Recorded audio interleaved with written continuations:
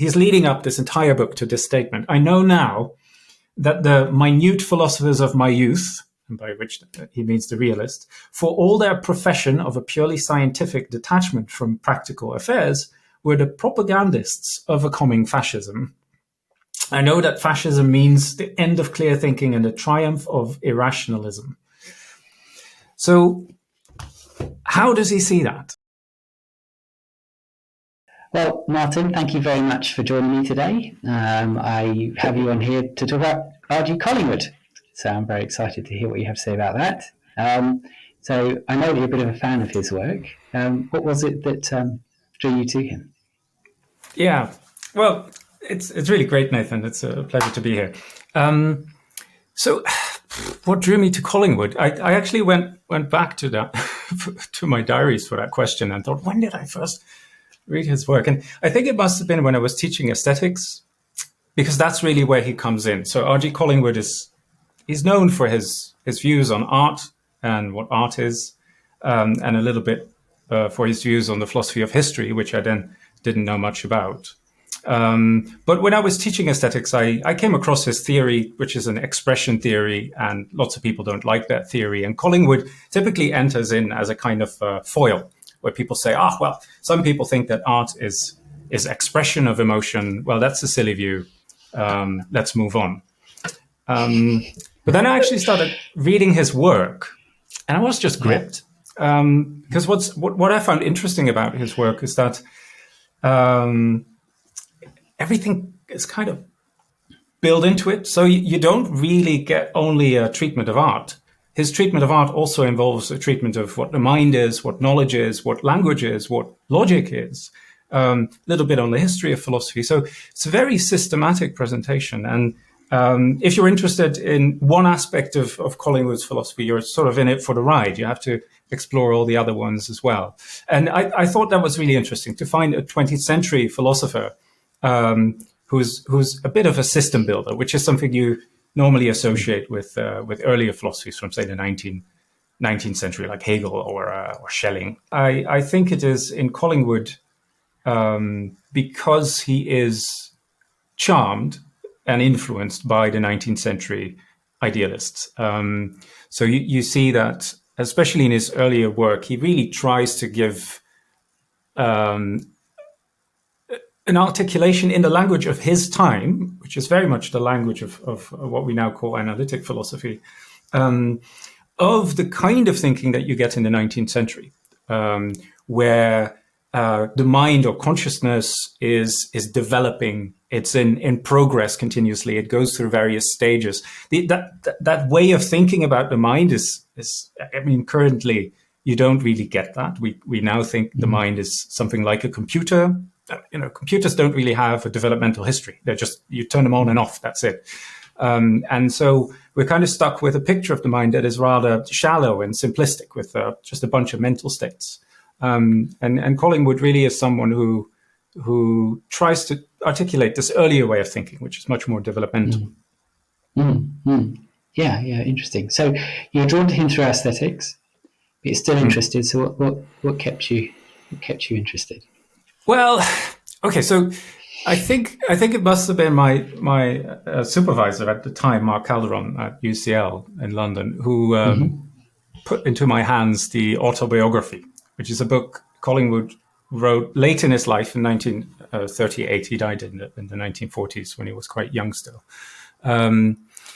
But the autobiography really gives a diagnosis of what's wrong with 20th century analytic philosophy. And it really struck a chord. I thought, wow, yeah, this seems right. It really resonated with all the worries I had as a grad student about what we were doing as philosophers. So addressing the problem that many of the issues that we think about are rather trivial. They don't really have any obvious bearing on practical life, on the state of society. And moreover, that's something that philosophers celebrate. Is almost that many philosophers, at least the people I hung out with, took pride in that what they were doing was, it was so profound that it was completely detached. Yes, exactly. Now, and that really is a thought that Collingwood develops in the autobiography, and he describes this against the backdrop of his own his own life and his own studies and his own development as a philosopher. And he says, well, initially I was trained to think like this. So he was trained in an environment at Oxford. So this is around 1910, so very early 20th century, where Oxford is really in a kind of transitional period between the old idealists on the one hand, basically the people who are still alive from the 19th century, and the new, what then was called realist philosophers. And we now would call these people the analytic philosophers. Think of analytic philosophy as somehow the outgrowth of realist philosophy in the early 20th century. But that's where Collingwood grew up as a philosopher. So he was trained in logic. He was trained in the kind of debating culture that belongs to that type of philosophy, where it was all about argument. It was all about seeing whether this or that view was ultimately contradictory or incoherent, with really just presenting a view to someone and then receiving the criticism of your peers that explain to you why you made irreparable mistakes in articulating that view. And he took part in that, and then he gradually realized this doesn't work. It doesn't really get us anywhere. And he also saw that not only is it that it doesn't work, it's also really not capturing the spirit of what knowledge is, or what inquiry is, or why we think in the first place.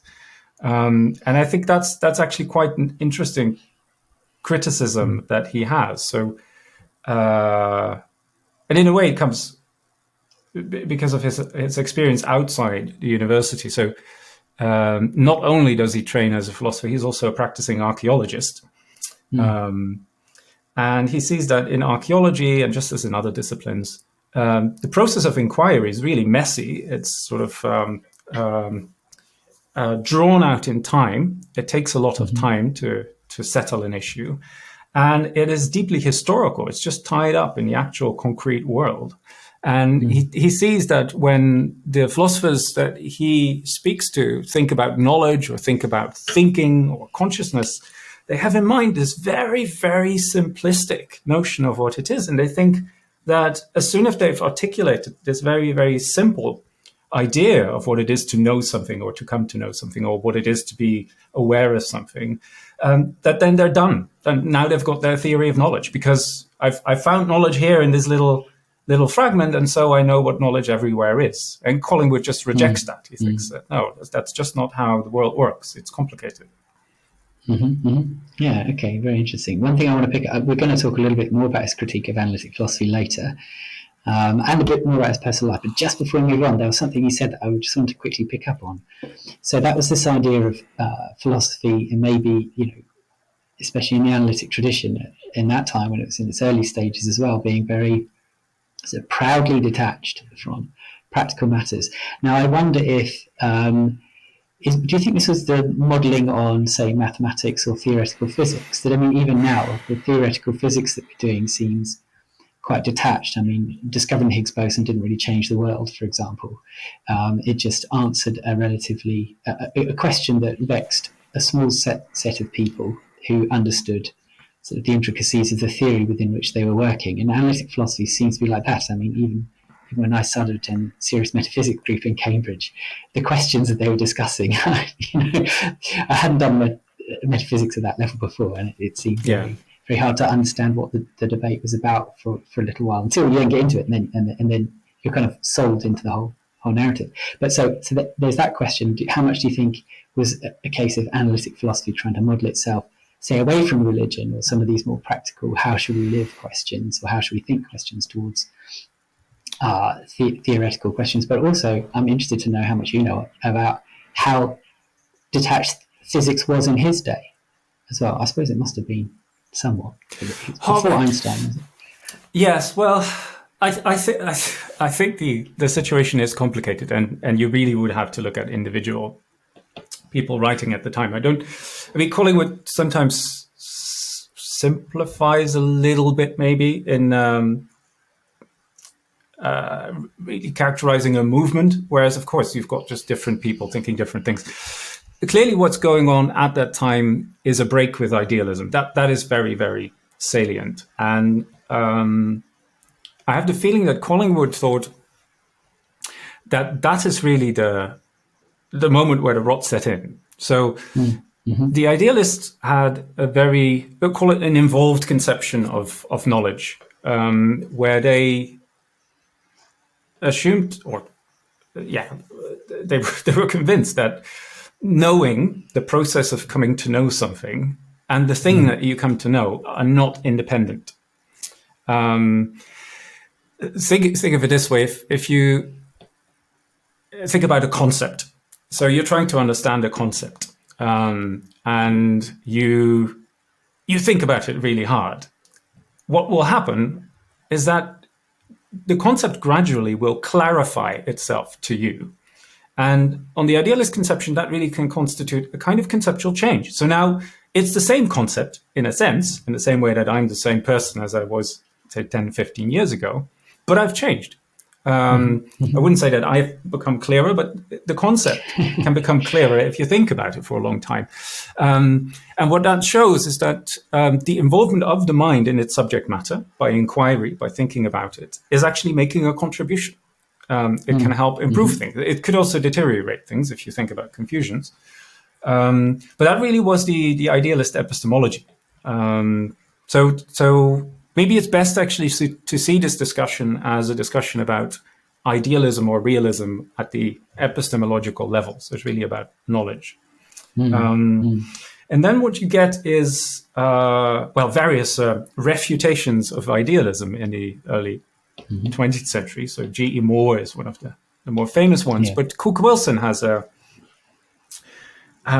in his work a very clear articulation of the principle that the knower doesn't make any difference to what is known. That's one of his sort of core principles, and that is formulated explicitly to break with the idealist epistemology that he finds a couple of decades before he came into his position as being the popular view. So what you see there is a kind of detachment that happens at a highly theoretical level. So this is just at the level of theory of knowledge that he is articulating this. But it comes with all kinds of implications, because if that is true, if the process of knowing is just completely detached from what is known, then coming to understand something better loses its practical significance. That's not going to change the world. If you have a seminar on ethics, and at the end of the seminar, all the 20 students have a much better conception of what the good life is, then according to that picture, they can go out and just live their life exactly as they did beforehand. Because although they have the understanding, that really doesn't make any difference to the life itself. That's the maybe slight caricature, but that's how Collingwood likes to think about what's going on here. So that detachment translates itself to the way philosophy, but I think in general the intellectual culture at the time relates to practical life. Now, is that also part of physics at the day? I don't really know. You'd have to, as I said, you have to read what the physicists are doing, and I haven't done that. I do know that many of the idealists at the time were actually quite keen to get the physicists on board and talk about special relativity as a sort of confirmation of their view of dependence, of being tied up with everything else. They saw that the scientific conclusion that ultimately things like time and speeds are relative to observers or frames of reference is a confirmation of the kind of metaphysics or epistemology that the idealists articulated. And Collingwood does this in some essays as well. He refers to Einstein as being sort of an interesting corroboration of his views. And nowadays people talk about quantum physics in impact of observation and measurement being similar, or pointing towards a similar kind of idea that you cannot have a completely world completely detached from consciousness or knowledge or our understanding or measurement, etc. That's sort of all part of it. Yeah. So we're going to look at a lot more at his criticism of analytic philosophy and where he thinks it leads. But I wanted to just ask you a little bit before we jump into that about his biography. So you'd mentioned that one of his more famous works is his autobiography, which goes into his story, which, as you've mentioned, kind of fits with his way of doing philosophy. That it's not just this static, say, Phrygian realm of truths, but there's a narrative to it, there's a flow to it, there's a story to it. So tell me a bit about his story and how he fits into the 20th century. Yeah, so he grew up in the northwest of England, in Lancashire, in quite an idyllic environment. I went on Google Maps to look at his family house, Lanehead. It's on this beautiful lake in the Lake Districts with, well, what to my mind seem mountains. Maybe you would call them hills, but it's a beautiful scenery. And for he grew up mountains, I suppose. Exactly, yes, the English mountains. He grew up in. So his mother was an artist. His father was an artist. His father, I think, was a professor at some university teaching art history, and his father was greatly influenced by John Ruskin, the art theorist, and he was, I think, his personal secretary at some point. And I think this really shows something of the kind of nostalgia that you find sometimes in Collingwood's writings, nostalgia to the 19th century and the time of his upbringing. This is at least my take on it, because his childhood was very interesting. It was homeschooled. He playing music, theater. There was an in-house newspaper that they produced as a family. They were continuously encouraged to read books, the classics. They were learning Latin and Greek at a very early age. It was this slightly utopian dream of the ideal upbringing, where you don't just get the things that you need to be hearing about in school. You get everything. You get the classics. You get an engagement with culture, with history, but also with the natural world, with gardening, with sailing. And in a sense, the kind of holism that you see in his mature philosophy, I think, is a reflection of his childhood, which was quite holistic in that regard. So then he went to Oxford to study on a scholarship. He was at New College, one of the older colleges in Oxford, ironically. And so he read classics, greats, got into philosophy, got interested in philosophy, probably realized that he was just good at it. And I think he is very good at it. And so he got what we would now call, I think, a JRF, a Junior Research Fellowship, after his exams, with a glowing reference from Cook Wilson, actually, his realist nemesis at some point.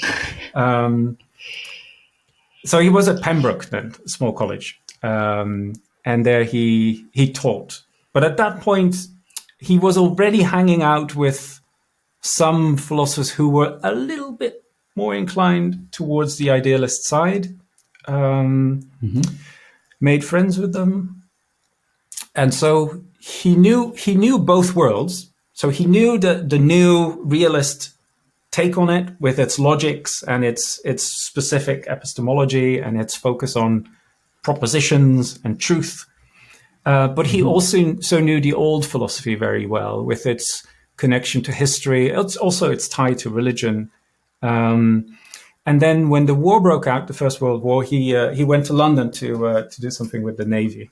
He did some research there. And it was really during that time, he describes in the autobiography, that he got some time to think about, okay, so what actually do we do as thinkers? What's the point? And also, what's the role of history in thought?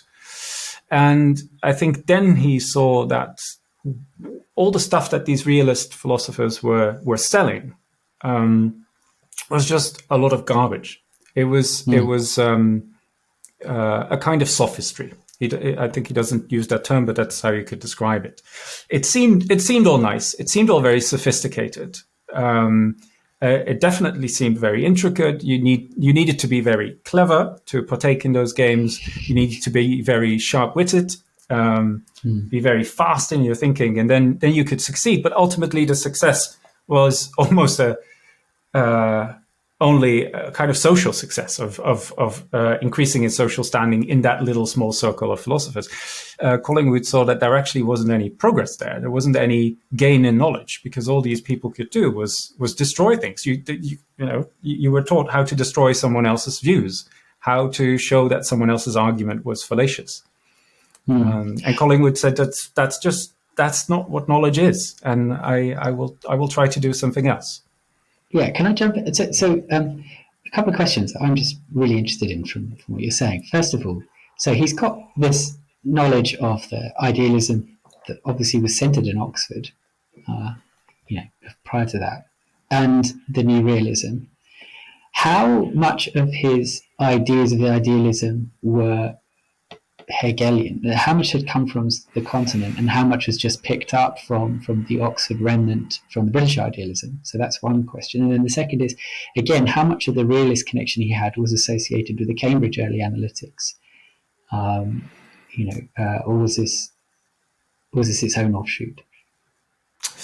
Yeah, good. He read a lot. I have no idea how much he read. He was insomniac, his biographers say, so he had the time. So I guess he must have read a lot. He read Hegel, he read Schelling. I get the impression that there's more Kant in Collingwood than there is Hegel in Collingwood, explicitly. He often talks about Kant, and he thinks that Kant is a profoundly important philosopher who got it wrong, but in an instructive way. He talks about Bradley in some of his work, so I think he clearly has an indebtedness to the work of Bradley and his metaphysics and his way of thinking about knowledge and logic. He also is influenced by the Italian idealists, in particular Benedetto Croce, who he translated actually when he was still just annoyingly young. I think at some point he taught himself Italian to read the Divine Comedy, and then he thought, well, I've got this skill, need to do something with it now. Let's translate these people. Yeah. Ramsey's the same. Yeah, exactly. They had time on their hands. They didn't have social media. Yeah, that's it. That's what I tell myself. It's nothing to do with intellect. Exactly. So it comes from various directions. Croce, Bradley, Kant, Hegel.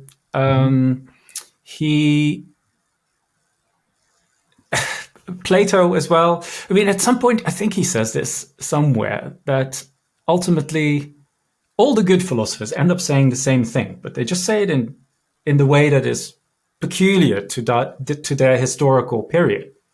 But there's no disagreement between, say, a Plato and a Leibniz and a Kant. They all are trying to articulate the same truth, which is, I would say, it's a bold claim to see that everyone is ultimately getting it right, but we seem to be finding disagreements where there are none. But it's also, I think, revealing of the way Collingwood thinks of the history of thought, where he seems to find a very strong continuity that runs all the way to antiquity, and he is just finding himself articulating roughly the things that Plato said, roughly the things that Leibniz said, roughly the things that Kant said, but in a language that is now suitable for the ears and eyes of his contemporaries, the people who were ruined by his realist colleagues, and who are now thinking that philosophy is all about the analysis of language.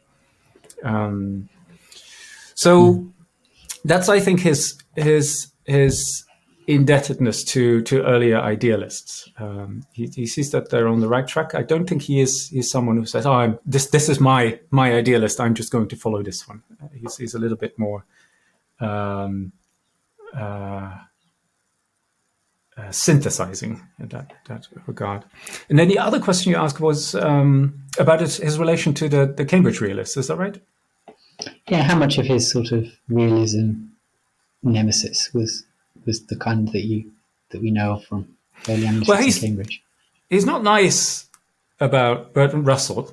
I think he doesn't think. Well, he must think.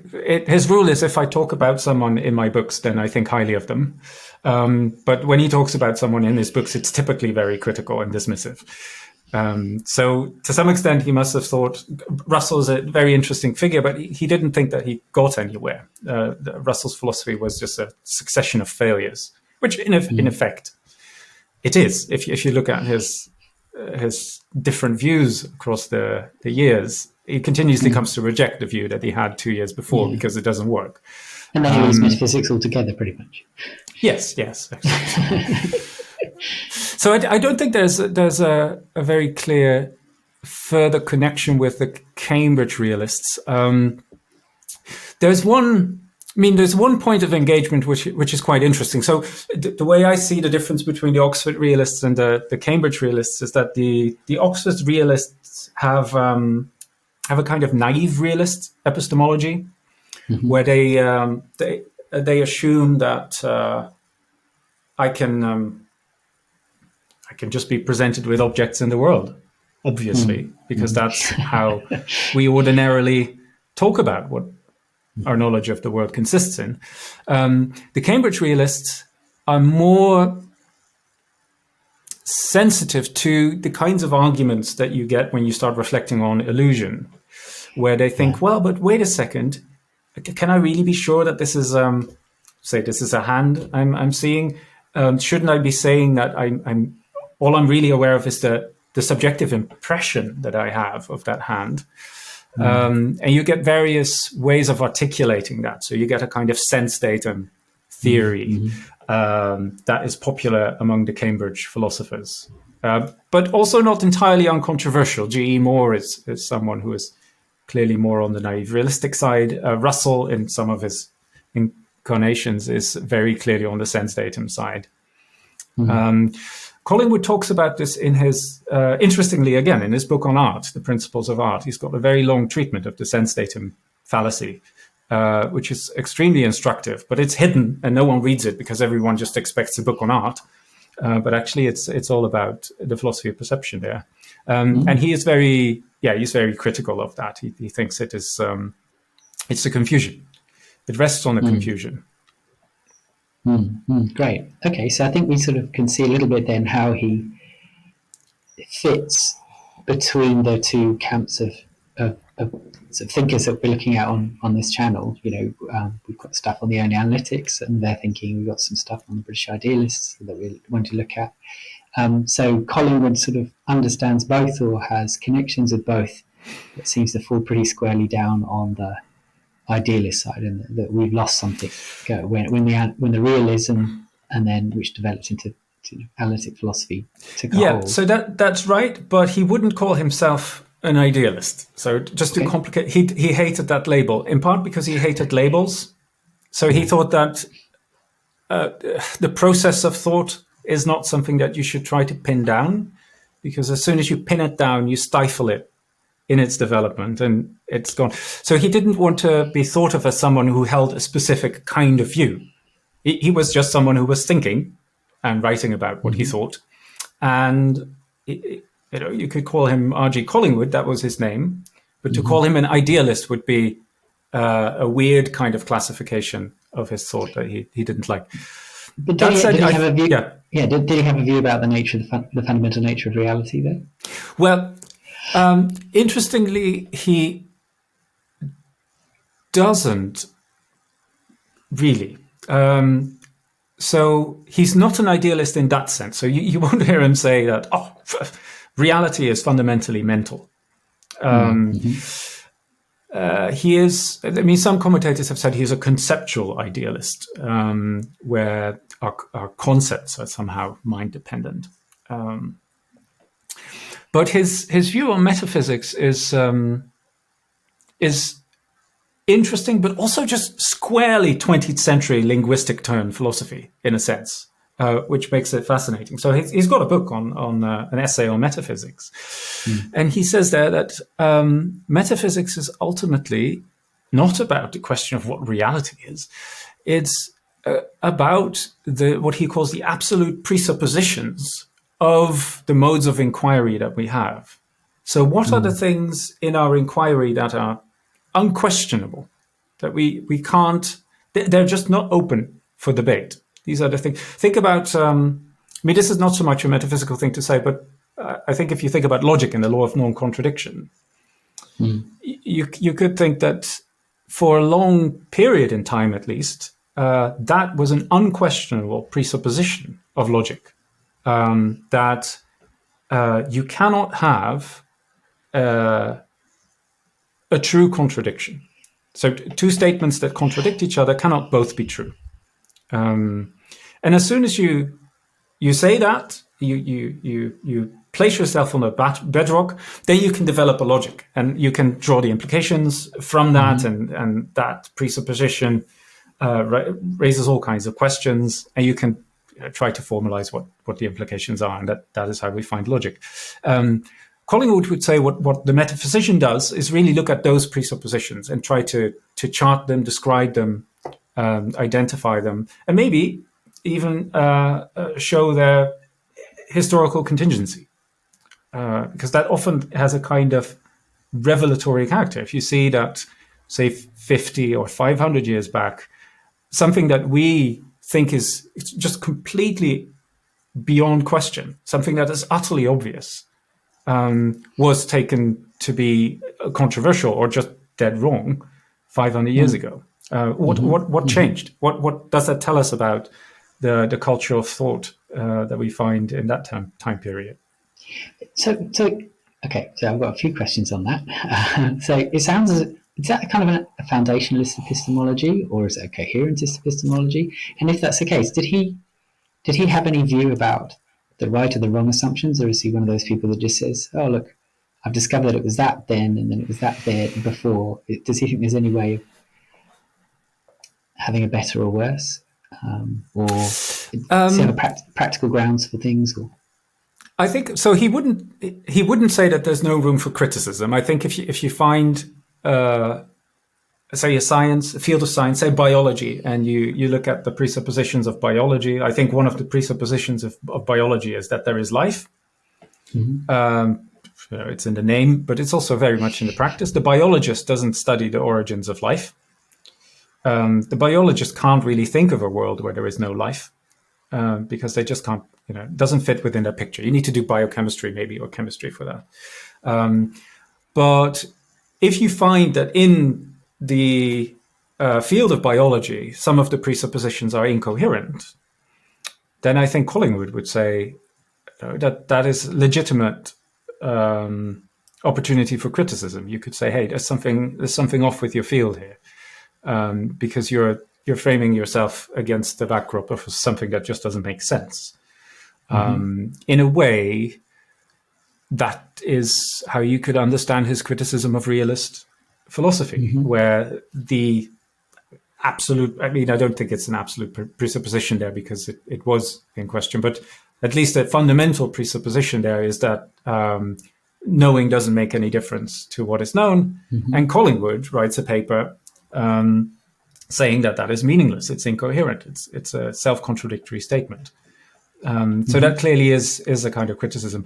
I don't think that so this has very little to do with his epistemology. This is really what he calls metaphysics. It's such the excavating of the presuppositions. His epistemology is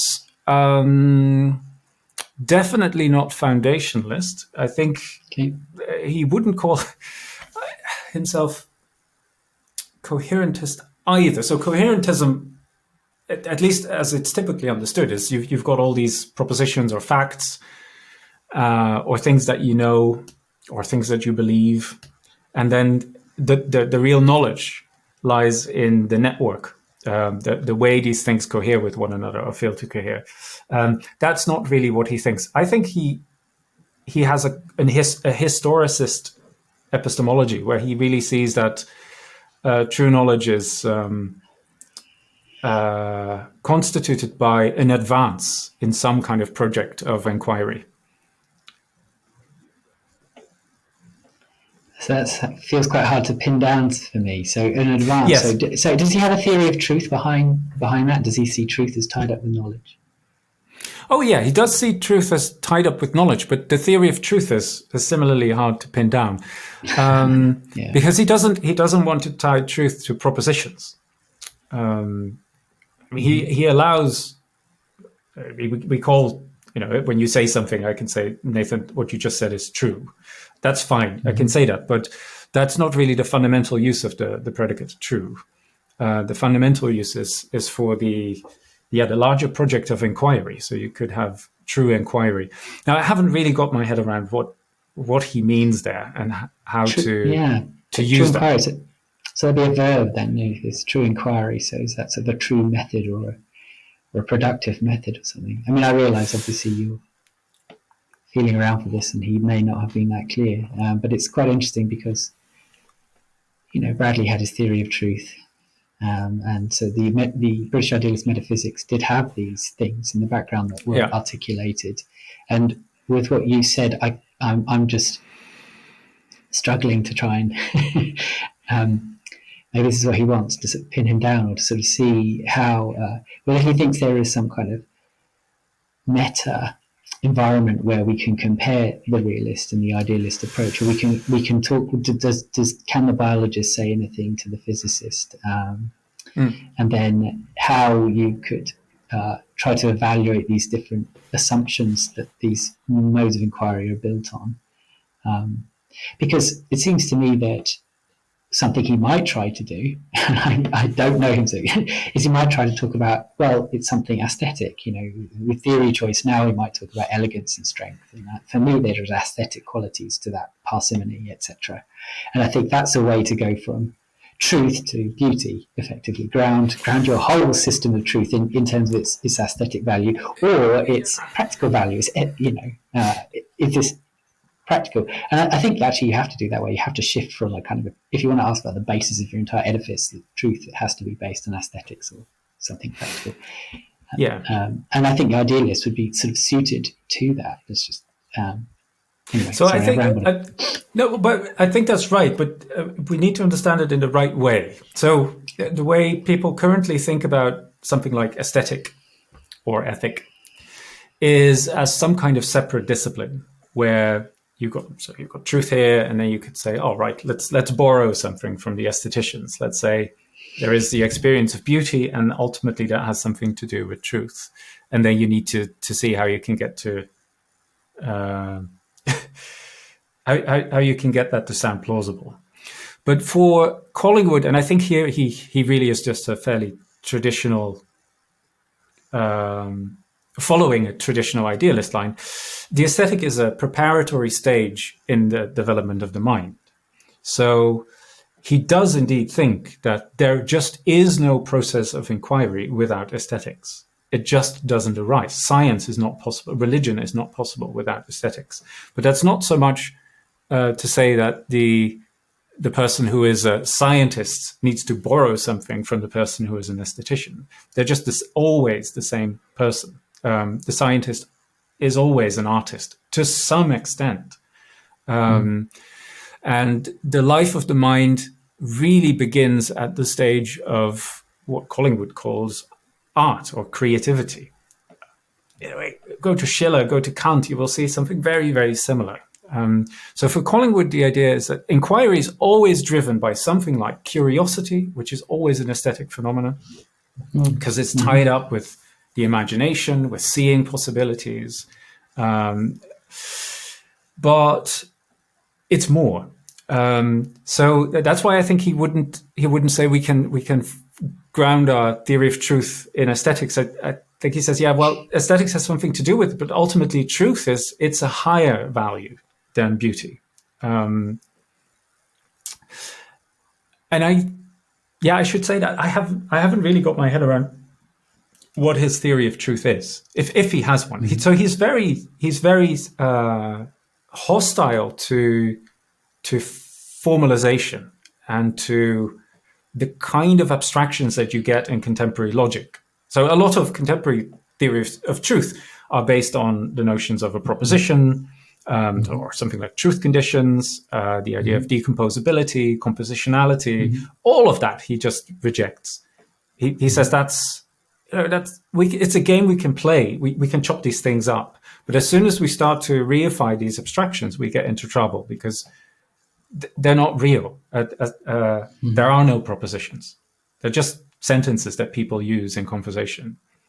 One thing it's interesting to do, and I would like to do this, is to read Collingwood, who was writing this stuff in the 1930s and 40s, alongside the later Wittgenstein of the philosophical investigations, who says very, very similar things about what we should be thinking about when we think about language, and to what extent they end up having the same view, at least about things like truth and logic. Great. Okay, thank you. It's very interesting. So let's home in now on his criticism then of analytic philosophy. Obviously, you mentioned a couple of things. He's criticizing the way in which analytic philosophy is done in academia, with this sort of presentation and then criticism and quarrels, and then at Cambridge, then we all go and have a nice meal together and chat after that. So he criticised that as a way of discovery and inquiry. But then also you and I have been analytically trained, where the label of analytic philosopher, tentatively at least. So can you tell me a little bit about what his critique was, where you think it is at its strongest, and then whether you think there's much substance to it and why? Yes. So he attacks it at several fronts, or on several fronts. And these attacks are connected, but sometimes it's not entirely straightforward what the connections are. So he rejects the epistemic or epistemological realism about knowledge that you find in Cook-Wilson. So he thinks it's just not true that knowing is independent from what is known. There's a process they're tied up. But he also rejects propositional logic. And that sort of strikes more to the core of what we now consider to be analytic philosophy. And propositional logic, he also sees this in Bradley. So he thinks that Bradley also has a propositional logic. It's a slightly different one, but he's also critical of Bradley in that regard. And the idea of propositional logic is that the unit of thought is the proposition. That's how he characterizes the core of that project. So when we think about thinking, we ultimately have to think about propositions and their behavior and their relation to truth and their relation to other propositions. So what you get in propositional logic is that from that starting point, you can build a logical system. You can say, right, so maybe certain relations between propositions preserve truth. Yeah? You've got inference rules and interesting. So that's analytic philosophy for you. If you don't have that, I think very little will be left of analytic philosophy. So that's why I think he really strikes at the core. So he doesn't think that the proposition is the unit of thought. He thinks that that's too specific. The unit of thought is the process of inquiry, and we can analyze that into its aspects. One of them is a proposition, but the other one, or at least one other, is a question. And the question is just as important and just as much involved in the process of arriving at truth, the process of inquiry. So if we pretend to have a logic that only focuses on the proposition, we're not really giving a representative view of how we actually get to truth, what the process of knowledge gathering actually consists in. So that is a criticism he has. He also rejects the critical method that the realists have, and also I think we as analytic philosophers still have. So if the proposition is the unit of thought, then we can think of a philosophical thesis or a philosophical view as ultimately just a statement, a proposition, or maybe a set of propositions. So you might have views that have several parts. And then what we do as philosophers, if you really want to do philosophical criticism as opposed to empirical criticism, is analyze these propositions into their components, look very carefully at the relations between these propositions and see if they are coherent, if there are no contradictions. So if I articulate a view and I say my view consists of P1 and P2, and then you are critical, you could say, well, P1 and P2 cannot both be true because look at the concepts that you use in P1 and the concepts that you use in P2. These are contradictory concepts. They rule each other out. And so your view is nonsense. Away with it. He thinks that that's not only presupposing a false logic, but it's also a disastrous method in philosophy. If philosophy was just that, and I'm afraid that in analytic philosophy it is just that, all we can do is shoot things down. All we're really good at is to say what is wrong or what is false, according to this method. And I use the scare quotes because Collingwood would say, whenever we do that, we're really attacking a fiction. We're not really attacking the other person's thought, because the other person's thought is much more encompassing. It involves the questions and the process of inquiry. We're just addressing not even the statements, but these mystical propositions that are dangling somewhere behind those statements. Those are attacked. And he thinks that what you end up with is a tradition that will withdraw itself sort of into these units of the individual thinkers. And all the individual thinkers can do is think about themselves and about how wrong other people are. Very much, I think, a characterization of what I've seen in analytic philosophy. Yeah. I can tell you a little slight story, and I'm going to ask a question afterwards. Because I see when I started my PhD, I was looking at metaphysical monism versus metaphysical pluralism, and I had a debate, a conversation, I won't say with who, a Cambridge academic, okay, and I said, I'm getting this, the contemporary debate about this, I just think is misguided. It had, a standard Quinean ontology in the background. It was about truth maker semantics. What objects do we need to be able to make our propositions true? Can we get away with just one object? Is this a parsimonious truth maker? This kind of stuff. And it was conducted in quantificational logic. And I said, I just thought there was something wrong with this. And the Cambridge academic said, well, you need to do it in just classical quantificational logic because it's metaphysically neutral.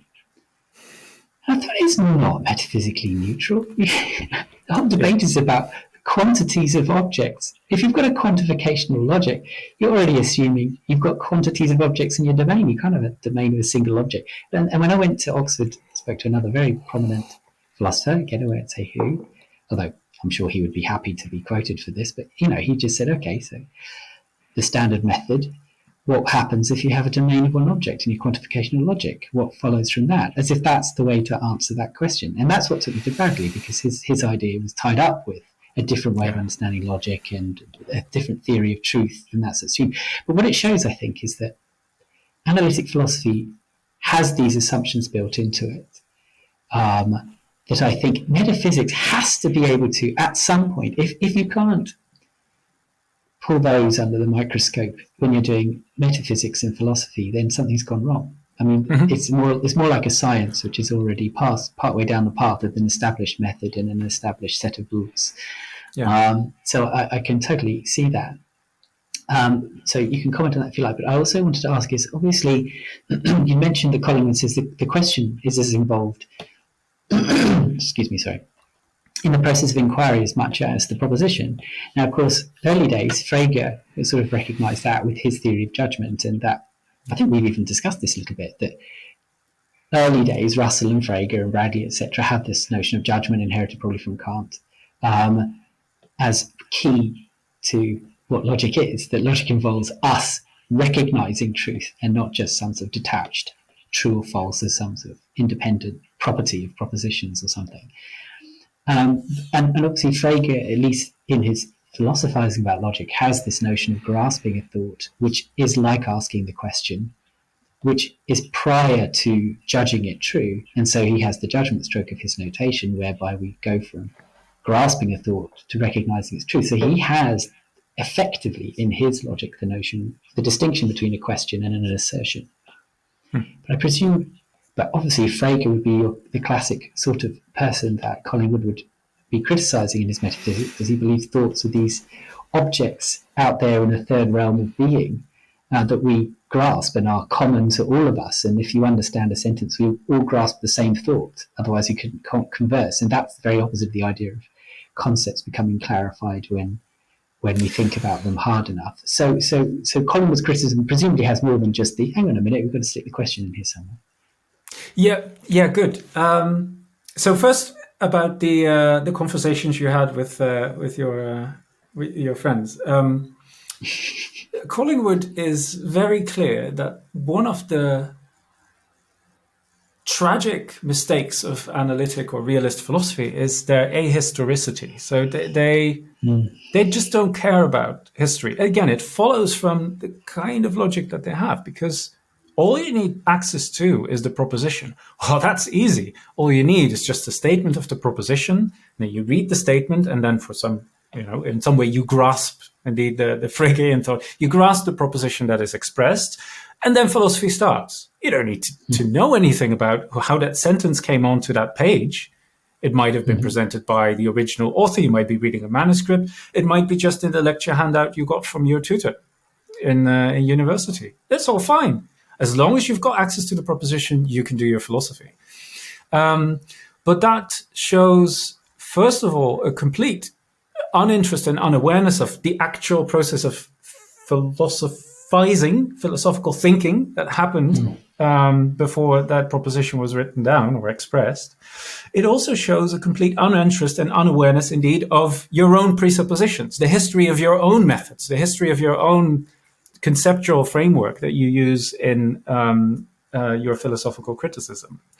And so I think that's right. So Collingwood would indeed invite the analytic philosopher to reflect on why is it that they've got this quantificational logic.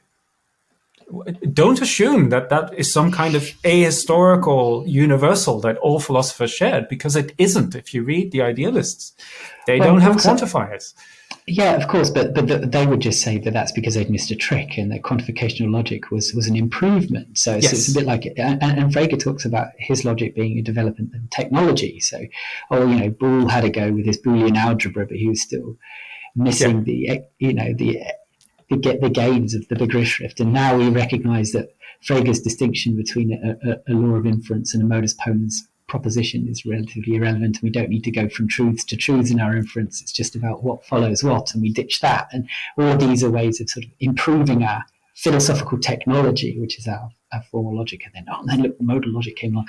So that they recognise the history of logic, but they see it very much in the context of, say, scientific progress or an advancing technology. So why would you return to older logic? I mean, God forbid I invited a medieval logician to the Cambridge Graduate Conference on Logic as a keynote, and one academic, again, remain nameless, at the end said, "I came to this thinking there was nothing of interest in medieval logic, and now I know for certain." Yeah, which is extremely unfair, actually. Yes, I agree. So that certainly is, I think, the way, as I would put it, we rationalize to ourselves the choices that our discipline has made as improvements, as advances. And there is, I think, also on Collingwood's view, the possibility of philosophical progress. So he doesn't rule out these improvements, but it's not simply because you are later in time that what you're doing is better than what your predecessors are doing. That doesn't follow. History can get adrift and go in the wrong direction and regress to more barbaric stages. He doesn't talk about Frege, by the way. As far as I know, I have never seen him mention the name Frege. Either that was because Frege really wasn't that well known when he was writing and working, because Frege got discovered relatively late, even though he was influential on Russell and Wittgenstein and the like. But I think Collingwood also have had much more patience to some extent with Frege, apart from his anti-Semitism, but the kind of idealistic starting points that he has. I think Frege is much more of an idealist. Now, about the Platonic thoughts, yes, I don't think Collingwood would be happy with that. I think he would say we can make sense of people thinking the same thought even without positing these weird universal entities. Great, yeah. Okay, so let's go on to then, he's got this critique of analytic philosophy then, that it somehow misses the point or attacks propositions when really what's important is the intent.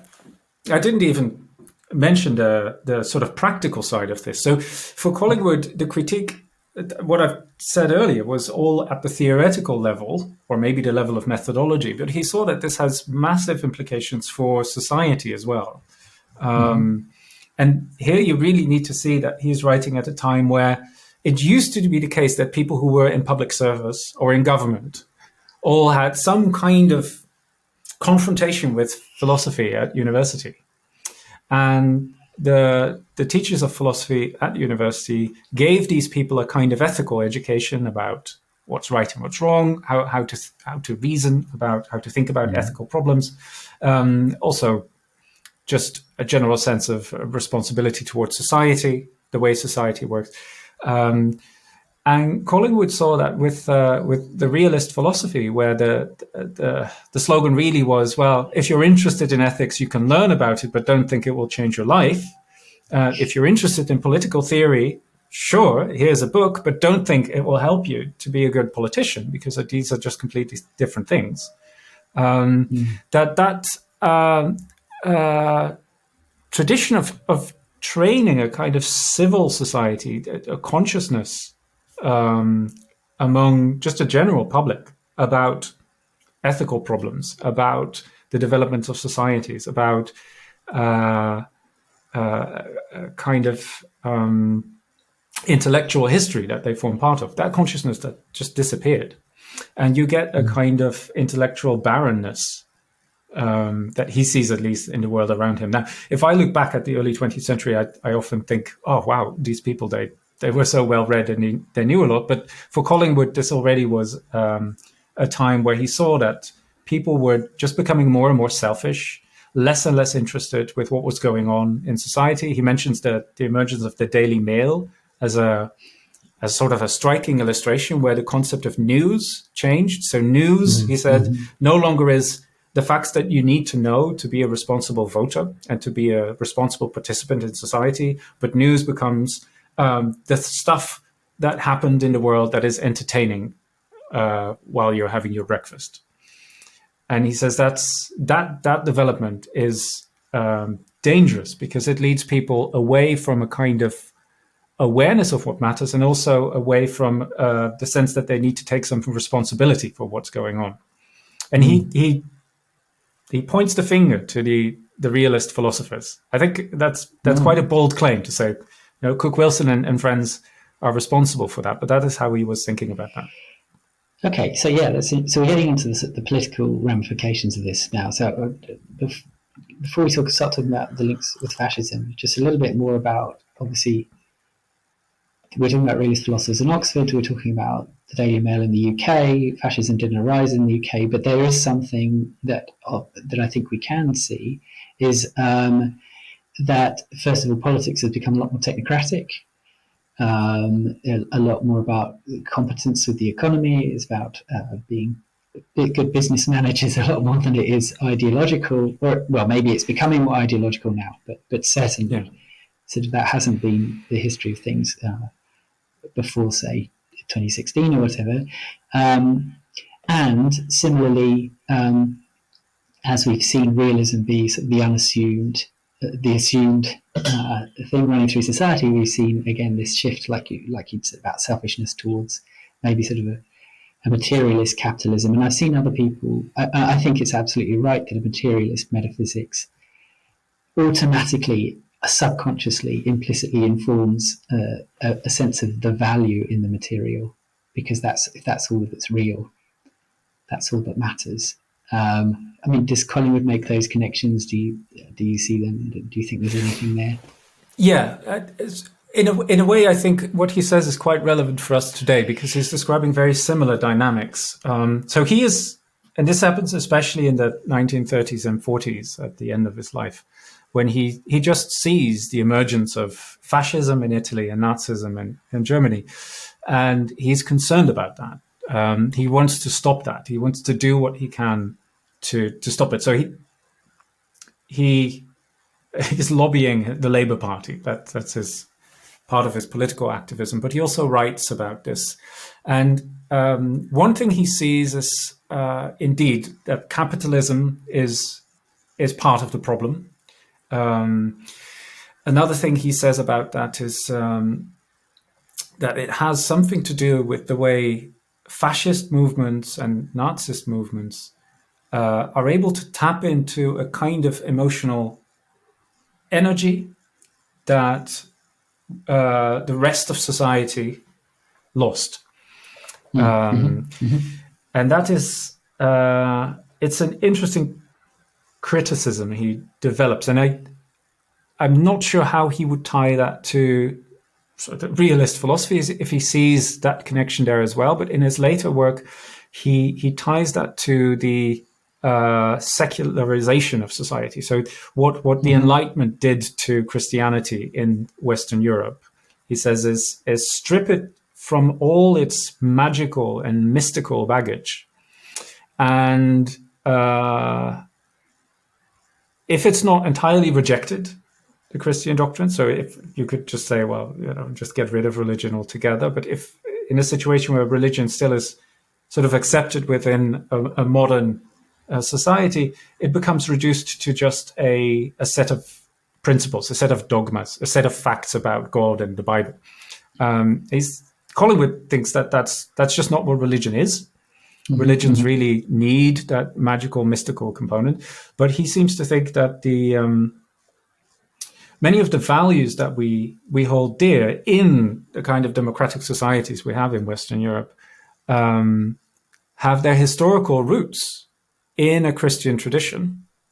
And now, because those roots have been sort of weeded out by the Enlightenment process, we say that we have these values. We value freedom. We think that every individual human being needs to be treated with respect and dignity. But we can't really say why we think that.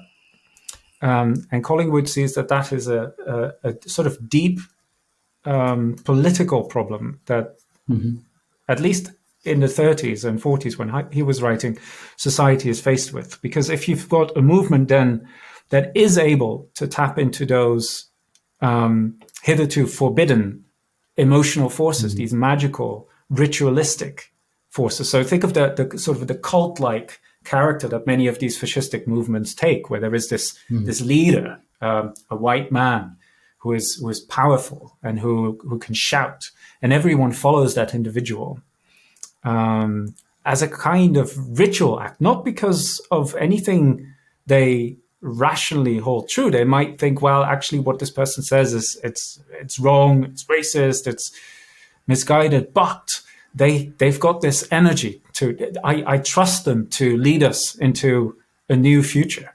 It's a kind of irrational movement that you get. And according to Collingwood, the societies in Western Europe at the day when he was writing are just not capable of withstanding that, because they've lost their tie to that emotional energy. So the attempt to take this detached, abstract way of understanding how the nature of reality is that we discover truth by putting our emotions to the side, or a sense of value or meaning to the side, and just seek for these detached, abstract truths, and that's all that there is, and maybe matter, which is equally abstract. Yeah. Then it leaves this vacuum to be filled. I can see that. I don't want to get too sort of political on this channel so much about. We're happy to talk about other people's politics, but something that I do definitely see is I see that the ideology of today is liberalism. So the current neoliberalism has no tools to fight either populism or sort of more extremes of the progressive left as well, because they both tap into this, I think, sense of meaning. They give a narrative. They tell you who the bad guys are. Yeah. They tell you who the good guys are. And I think that as Christianity is now a faded or tamed force in the Western world, and similarly some things you said, that what remains is very sketchy on these things too. It either jumps into one of the existing ideological sides that we see, and isn't its own thing. I think talking about, unless you weaponize ideas like free speech and inquiry, as they are, just as liberal principles are not really that meaningful. They don't. And then again, just a little thing that I think is quite interesting. I have a friend who's trained to be an Anglican vicar, and he then had his final interview, and he was rejected, basically because he believed the Genesis account of creation. Now, I thought that was so strange. So he basically believed humans who were made in the image of God and we fell, and that was considered enough to rule him out of being an Anglican vicar, and was told that that people who believe that just cause problems for us.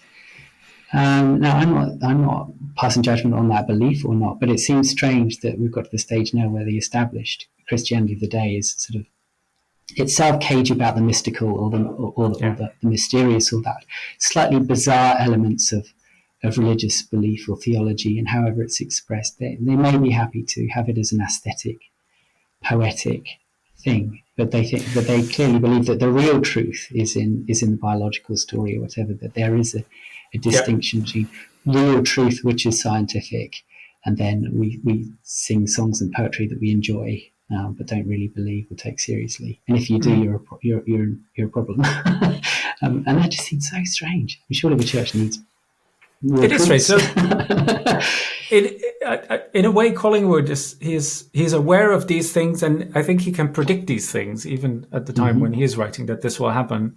Now, I think what you just said about how currently science is taken to be the realm of truth, and all the other things that we find religion and art are just frivolous, like poetry or singing a song, is quite distinctive, I think, of the kind of tradition we live in, and the kind of tradition that Collingwood wants to resist. So in Collingwood's own writings on religion, he's written on that, several books, you see that he sees that there is a kind of religious truth, just as there's a kind of artistic truth, and a scientific truth, and a philosophical truth. And these truths, they're just on some kind of scale. So you get different grades of truth. And once you allow that, you see that someone who is, say, training to be an Anglican vicar, the realm of experience that they are in is very different from the realm of experience of the biologist or the scientist. And so you shouldn't expect that the truth claims that you get in both these fields are on a par. Just as when you read a novel, you could say, this is false. But that's really mistaken what the novel is about. The novel can be true even though when you look at it from a scientific or historical perspective, it's false. The truth claim in the novel is different. It works differently.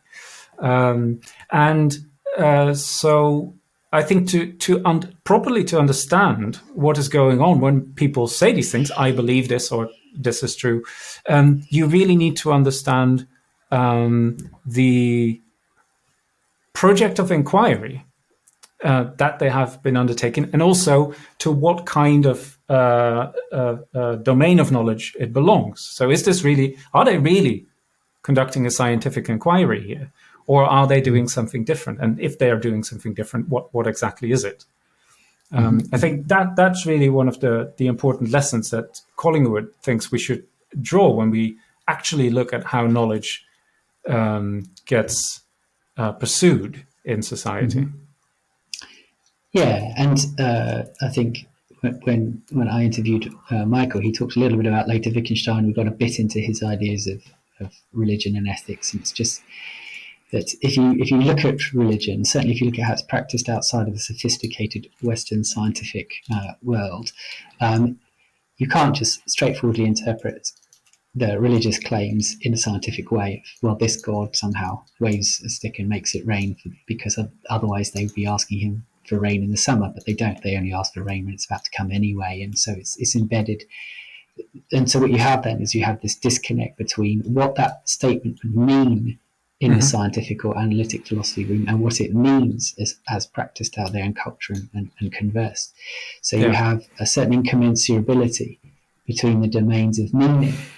And then the question is, well, is there a way to translate from the religious context into its scientific claims? Is that what theology is trying to do? So we can then grab the proposition, pop it on the table, dissect it, have a look and see if it stacks up, or is it not even amenable to that kind of thing?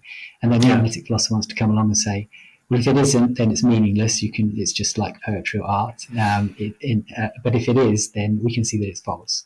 Yeah. But that seems to be very naive, I think. And the only really someone who isn't really wrestled in a religious context or with their own faith would think is going on. I'm speaking personally, and so I think it's definitely missing a trick. Yeah, but I have no idea what your views are. Exactly. No, but so this holds generally. So Collingwood, in his book on aesthetics, The Principles of Art, he starts by saying, if you want to do aesthetics, but you've never tried to paint a painting, never tried to compose a piece of music, or never tried to write a poem, what the hell are you doing? So why do you think that you, completely unexperienced amateur, did you have any access to the experience that you're trying to describe? Mm-hmm. How do you think that you can have knowledge of beauty if you have never actually tried to realize beauty in the world? It's insane. And yet, that's exactly what we expect our students to do. I teach aesthetics and I get my students to think about beauty, and I don't even ask if well, sometimes I do actually, but the presupposition is that even if you have no clue how to compose music or how to paint or whatever, you can still understand what beauty is. And it's strange, isn't it? Because there's definitely a certain hierarchy in terms of who gets to muscle in on realms of other kind of realms of knowledge. Absolutely. So you wouldn't think a non-mathematician would start to do philosophy of maths. You wouldn't think that you wouldn't think a philosopher would try and come up with scientific theory. But scientists talk about metaphysics and philosophy as if they're experts. You get scientists talking about religion as if they're experts, and I don't need to mention names before many flood to mind. Yeah. And it's bizarre, the idea that if you're in the domain of science, you somehow have the ultimate insight into all these other fields. And it is, it is. I mean, you can say a bit about that. But, carry on. Yeah. Well, no, but I think what I earlier said, well, I'm not sure if Collingwood would really tie should really tie the emergence of fascism to Oxford realism and analytic philosophy. But actually now, if you put it in this way, if you think, well, analytic philosophy is maybe a little bit more specific, but there is a kind of intellectual current that he describes, and he saw it in Oxford in his day, that was being spearheaded by the philosophers, let's say, or maybe by some other people who were on the periphery of philosophy, that was all about sterilizing knowledge, sterilizing truth from all these other fields. So indeed, science and mathematics, and maybe sort of abstract philosophy or logic, those were really the domains where truth was to be had. And all the other domains were just sort of irrelevant, at least when you were interested in truth. And if that's right, then you can, I think, see that view has become rather popular. Not everyone holds it, but it's quite a dominant view. And if we should take Collingwood seriously, then we should expect that it's exactly that attitude that people have to dismiss a lot of experiences, a lot of claims to truth, just because they're not scientific, they're not mathematical, they're not proper philosophy, is risky for society, because well, I mean, as he would put it, ultimately this leads to barbarism and fascism. Because the people that you exclude then from having knowledge, they're susceptible to being influenced in very irrational ways by groups that don't really have an interest in securing freedom for all, or a good life for all, or common values. They have an interest in securing their own freedom and their own values. And that's what fascism is. Yeah, well, if people are desperate for meaning, or if there's any kind of vacuum or something that's not supplied in a productive way, it just becomes the place for ne'er-do-wells to step in and offer that with all these strings attached and for their own agendas. So there's definitely that problem. So how does he see it sort of directly? Can you sort of explain that? I mean, we've danced around a bit, but can you explain that step then from this analytic realist philosophy to fascism? Does he have like an argument he lays out, or is this more just something you glean from his works? Well, I got a passage that I can read, which is from the autobiography, and this really just makes clear how bold a claim he's making. So he says, I know now, at the end of the book, so he's leading up this entire book to this statement, I know now that the minute philosophers of my youth, and by which he means the realist, for all their profession of a purely scientific detachment from practical affairs, were the propagandists of a coming fascism.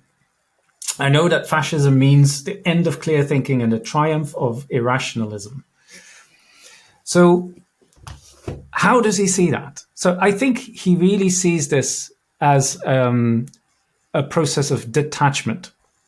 So where there is a detachment between the project of inquiry, the project of coming to understand things better, and the practical reality of life. And I think if you've got that detachment, then you might have very clever people, but these people have no ability to put the things they know about the world into practice. And so even though your science and your knowledge is very sophisticated at some abstract theoretical level, you can't really use it to make sure that society is running well. You can't really use it to make sure that you get your priorities straight, that you see what responsibilities you actually have as a citizen. Maybe you can theorize that in the abstract. So many ethicists, I mean, this is a bit of a caricature as well, but many ethicists have said to know full well what they ought to do, nonetheless, they don't do it. That's a big problem. If you think about it from any kind of big sort of Kantian or slightly more traditional ethics perspective, that should almost be impossible. If you know what you ought to do, but yet you don't do it, that's a kind of pathology. It's almost a kind of acrasia. So I think that is really how Collingwood sees this. It's creating the conditions for a kind of intellectual culture that if you cultivate it and let it fester for long enough, and it will fester on for decades before you really notice it, but there will be a point where suddenly you stand there almost naked as a society against the threat of a fascist movement or a Nazist movement and think, we don't know what to do against this. Yeah. Okay, I'm going to push back a little bit, but I'm not really pushing back. What I wanted to do is sort of articulate where I think things have come since then in this area. And for me, it's just another repeat of the same mistake. So, for example, I mean, you and I know that the money in academics is not in the arts. Okay, all the money is thrown at science. And my funding 3/4 of it goes to something with the title science in the mix. And I think what has happened is people realise, or there's an expectation that gain of knowledge should have a practical impact, should affect the world, that it isn't detached. And in fact, as you know, if you want to do research and want to get money, you have to justify the impact. How is this going to help society? But the way in which those problems are couched are almost exclusively in the scientific way. So the problems we need to solve are malaria in Africa. They are maybe if you're heading more towards the social sciences, there are issues of racism and things like this, gender equality. They're all things that are measurable and approached in a scientific way. How can we equalize incomes or whatever? Or how can we bring down death rates due to this? And I talk to lots of people who are getting involved in computer and science, and their explanation is, I'm getting into science because I want to change the world, I want to make the world a better place, and how am I going to do that? I want to develop blockchain, or I want to get this sort of thing. So the idea is that, and I've said a few times that I think, well, the thing is, our scientific technology is carrying on a pace, and it's pretty good, and it's making strides. But what we need is cultural technology. Yeah. We stopped thinking about those other aspects to do with how society should function. The idea of reaching the end of history politically, that we've, liberal democracy is it. We've reached peak political technology. I think that is coming apart now, but there's still sort of a layover of it as an idea. The idea that, well, humanist ethics is it now. We've figured out the right and the wrong. If you just get rid of all of this ideology and get rid of religion, humans will somehow flourish as they were always meant to do, or something like that. And I think that approach then has maybe been in reaction to what Collingwood has pointed out, that it's not meaningless, but the way in which we try to make it relevant or change our lives is purely in this abstract, technical information way, and not in terms of this holistic thinking, or really what. If we talk about people at all, we talk about in terms of psychology, and we don't talk about in terms of subjective experience or art or anything like that. Yeah. I mean, I rambled a bit. Do you want to comment on that? I don't know. I think that's right. And in a way, they're hugely complex issues, and so many factors that you can disentangle. So I don't think that there's sort of one story to be told about where we went wrong. But one thing I could say, sort of thinking from a Collingwoodian perspective as well, is there's a kind of disharmony or disbalance. So there's nothing wrong with science. There's nothing wrong with technology. We need these things as people. That's what it is to be human. But precisely because we've lost the cultural knowledge, the cultural skills, the historical awareness, the ability to form solidarity with the people close to us, instead of just always selfishly thinking about yourself, actually thinking, all right, maybe I should sacrifice something for these other people. We've lost all that. That has led to all kinds of really big problems that we're now faced with. Infectious diseases, we've got the climate crisis, we've got cost of living crisis. And how we try to fix that? Well, what's in our repertoire? What's in the toolkit? It's science and technology. So, of course, we're going to develop new technology to fix it. But the problems aren't technological problems. Well, what's interesting is when scientific technology tries to develop cultural solutions, it comes up with things like social media. Oh, we're disconnected. The solution is to have a Facebook profile, and then the ads are all about connecting people together and binding us all together. And yet we know that it does the very opposite of that. And yet there seems to be, like you say, nothing else in the tool bag apart from more of the same. Yeah. It's interesting. So that is that slightly different critique than the one Collingwood thought, because it sounded to me as though his idea was that as academics became too abstract and too detached. But in some ways it's similar, isn't it? Because we don't get that. I mean, we'll get maybe an initial rush if we manage to come up with a really neat technology to reduce malaria in Africa or whatever, but it doesn't do much about our overall the condition of the heart or the soul, as we might have talked about in a religious context. It's an external problem that's solved. Yeah, that's right. And I mean, I think Collingwood would say it's unrealistic to think that we could ever successfully suppress all these aspects of our nature. We are all always aesthetic creatures. We're always busy with emotions. It's really a question of what we allow ourselves to pursue and what we allow ourselves to develop. So yeah, the scientists will also feel the adrenaline rush or even the sense of exhilaration if they've discovered a new technical fix for some kind of problem. But they don't cultivate it. It's not that they go write a poem about that. And so I think to some extent it is in line with the real sort of social criticism he develops in the autobiography and other works where he says, oh, this leads to barbarism and fascism. It's also very much in line with how he describes his own self-development. He realizes that the dialectic of theory and practice is important even at the individual level, and I think also at the societal level. But he describes it at the individual level, where he sees that at the moment where he has figured out that analytic philosophy or realist philosophy is a sham, and he has figured out that we need to think historically about philosophical problems, and that he's figured out that knowledge is a process that is driven by questioning and answering. He realizes that although he now knows all this at the theoretical level, he hasn't yet brought it into practice. And that really is a new hurdle.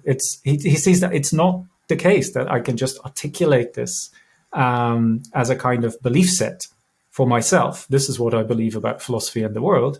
And that then all is fine. No, you actually need to put it in practice. And that is just as much hard work. It might even be harder work.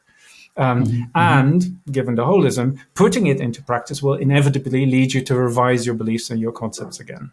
So I think that is another way of looking at how his philosophy can be used to criticize the current state of society, where we haven't really dared to embark on that process of finding a better harmony or reflective equilibrium between the scientific and technological drive that we clearly have, and the cultural, emotional, aesthetic, religious drive that there also is in society.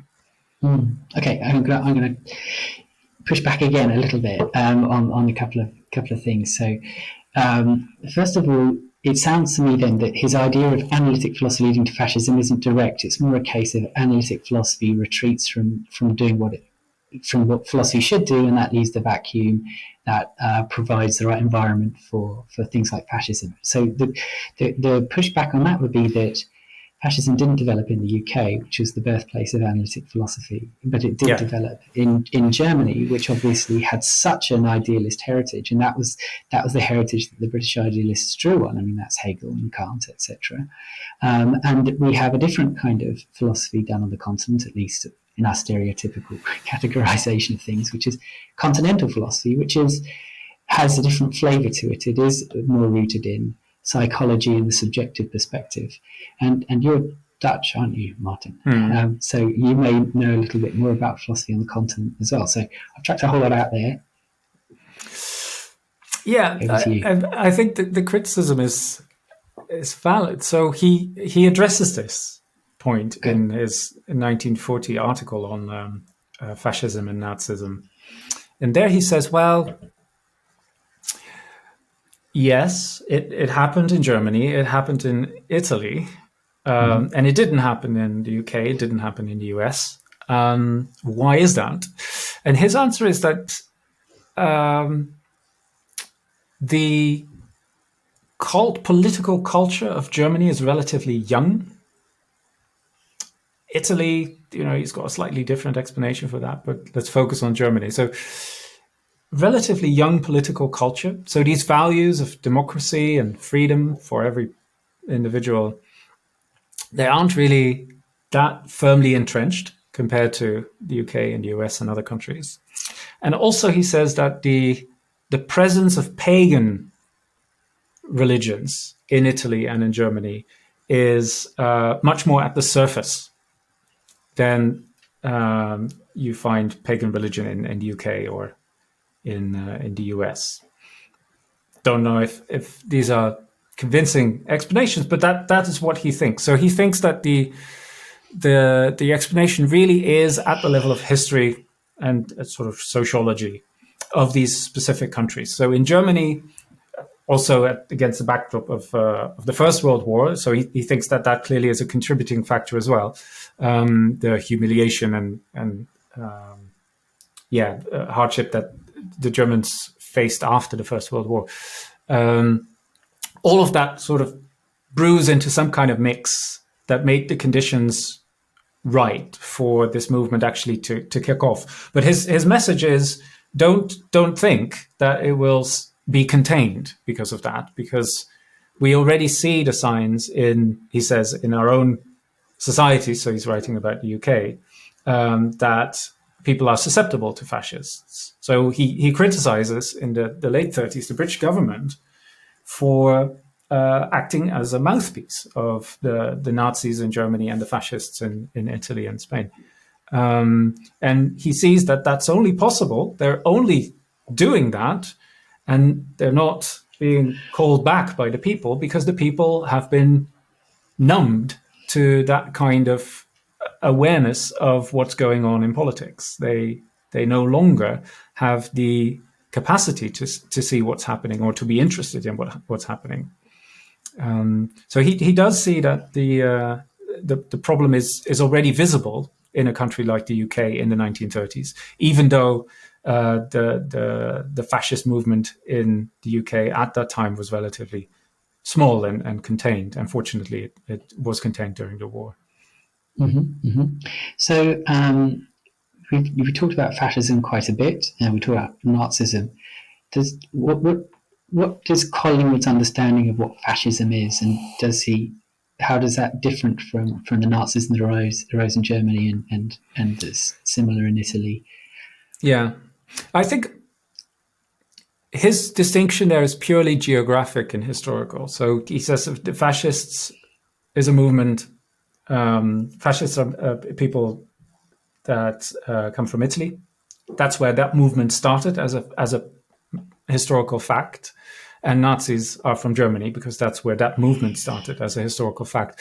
He clearly thinks that they are ideologically close. I think it's hard to pin down his sort of definition of fascism, in part because I think he doesn't think that historical movements have definitions, because they change.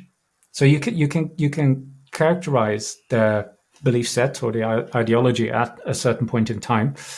That said, I do think that he holds that there is some kind of common origin that they share. And this really is a kind of irrationalism in politics that is always there.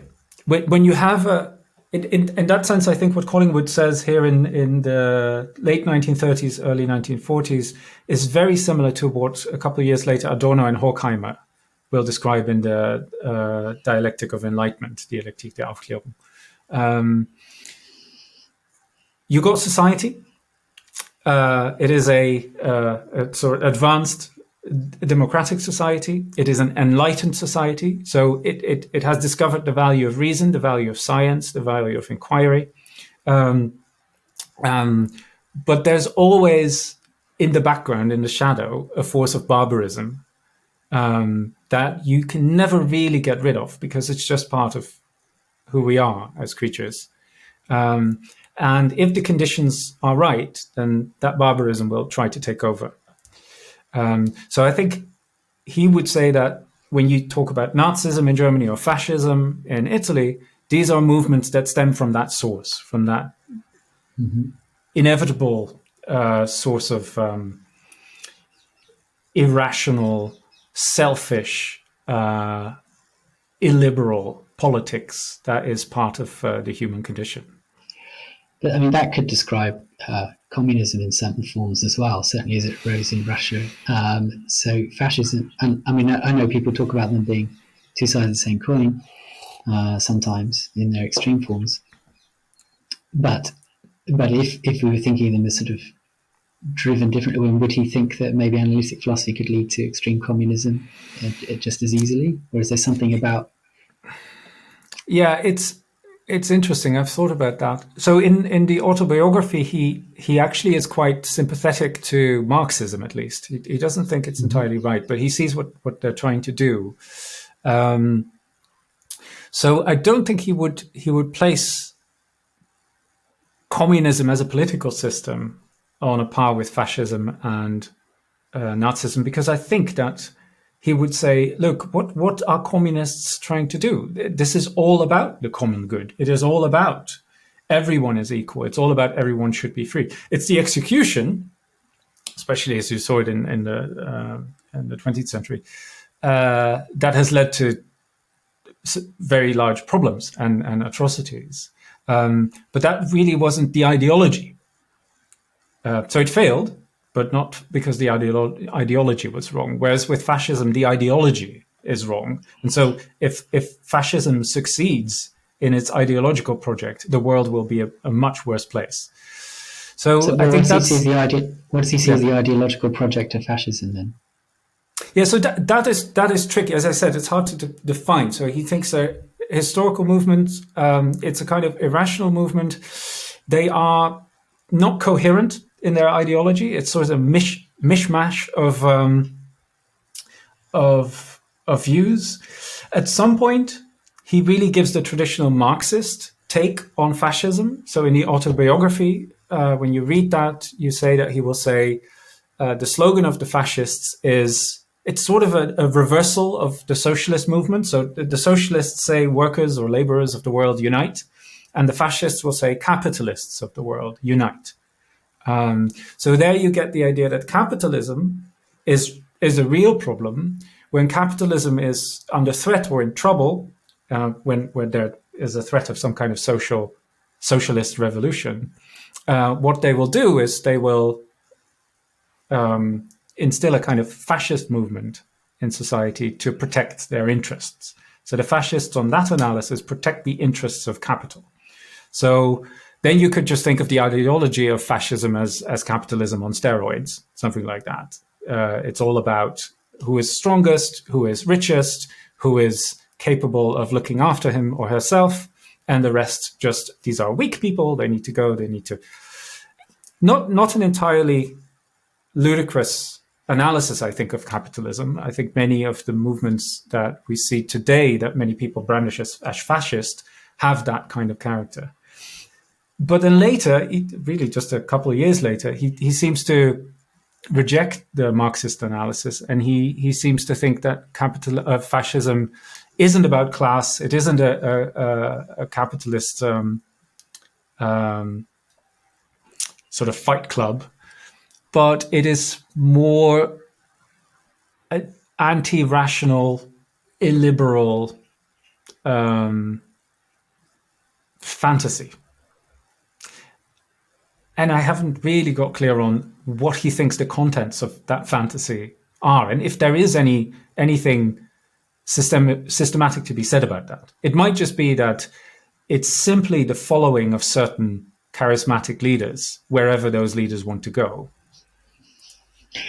Okay, so let's think about this a bit more. So if the idea is that analytic philosophy retreats from a certain sphere that's central to human experience or what it is to be human, yeah, that it may withdraw religion with it, it may withdraw any kind of meaning with it. It creates a vacuum that can be filled with fascism. But presumably some kind of communist ideology might fill that vacuum just as easily by presenting an ideology, a sense of meaning that everyone can get on board with, but it appeals to a different group of people on a different principle. Would he think that so then is it that analytic philosophy might lead to fascism, might lead to communism? Would the kind of communism it leads to be a problematic kind? So there's that. So I'll put that, and then sort of and then another one is, if that's the case, then is the solution to have a continental philosophy style? Is continental philosophy the thing that will keep these kinds of dangerous ideologies at bay a little bit? Yeah, good. So to start with the last thing, I don't think he would say that continental philosophy is in any way sort of special or privileged to save us. Is it better? No, I don't think he sees a very sharp distinction. The analytic continental split is not something that is on his mind. He just sees a specific movement that emerges where he is working, and he thinks, "Oh, that's going in the wrong direction," and I think he doesn't really think that the truth lies on the continent, because Bradley and T.H. Green and Bosanquet and all these British idealists, they said the same thing. In a way, I think he's not even opposed to the tradition of Hobbes and Hume and John Stuart Mill. He thinks that that's all the that's the historical repertoire that we can work with. So I don't think he would say, we need some kind of continental philosophy. I think he thinks we need a humanistic philosophy. We need a philosophy that approaches knowledge, approaches the mind in a manner that respects its many facets. It's the fact that the mind is a practical thing. The fact that humans live in societies, the fact that societies need political organization, and that political organization is a process that needs to be investigated, not for purely sort of scientific or theoretical purposes, but with the aim of making society better. That is the kind of philosophy that we need. And yes, you find that in Schiller, for example, on the continent, very, very explicitly, but you also find that in people like T.H. Green in the Oxford tradition in the 19th century. Which you think is something different to continental philosophy, basically, then. So, I mean, obviously that sort of comes a bit later. I mean, the split, obviously, so it's usually later, but I know that British idealism, as you'd mentioned, some of the early ones like Green and Bradley, there is some crossover between the kinds of questions that they were concerned with and analytic questions. So they do have an interest in things like logic and judgment, which is less central in sort of continental philosophy as understood now. They sort of had this notion of truth as being objective in some sense, connected with reality and not just about psychology or things like that. So there is sort of a bit of a bridge there that for me has meant that they're a little bit more approachable. I think that's right, yeah.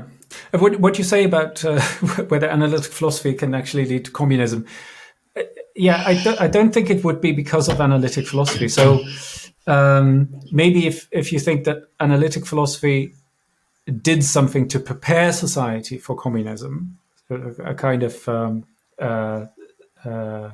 secular social movement, if you can describe communism in that way. A social movement, a movement that takes a society and treats the society as some kind of whole where everyone's part of, but not on a religious footing, because that's what the traditional religions did, of course. But then you could think that socialism or communism does the same. I think Collingwood at some point must have thought that his own project was to lead to that, but precisely because he overcame analytic philosophy, he sort of went beyond it. And rekindled some of that old idealistic spirit.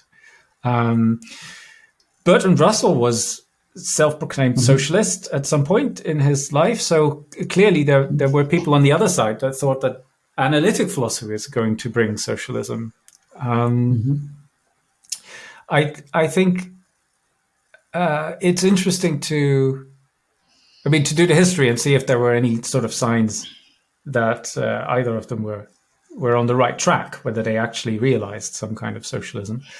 I don't think so. But I think sometimes with these questions, so you could look at, so Russell, as he was pioneering analytic philosophy, moving away from the idealist hothouse, you can't really look at his life and how his politics and ethics unfolded to have any idea of what analytic philosophy, when taken up as the standard of thinking in a culture, will lead to. I mean, they're very, very different questions. It's the same way that, if you've had an upbringing that was one way and then you converted or you lose your faith or whatever, you don't suddenly transform and become a different person. You're still often, you've got your foot in the old way of thinking, and you have this inconsistency in the way that you think and the way that you live. So you would really only know further down the track what the impact of this was. And so I'm just sort of thinking then, what would happen if Collingwood was plopped here now, or people like you and I that are sympathetic to some of his criticisms, what sort of philosophy do we envisage? And this might tie into something else we're going to talk about, which is how logic fits into this. Is it just the case that formalism and logic is bad, or is there some kind of different way of understanding logic, or what logic is? Because Hegel had a logic of the sort, and Bradley wrote 2 volumes on logic, and yet they also had caveats to that of the dangers of removing form from content and this sort of thing. Yeah, I think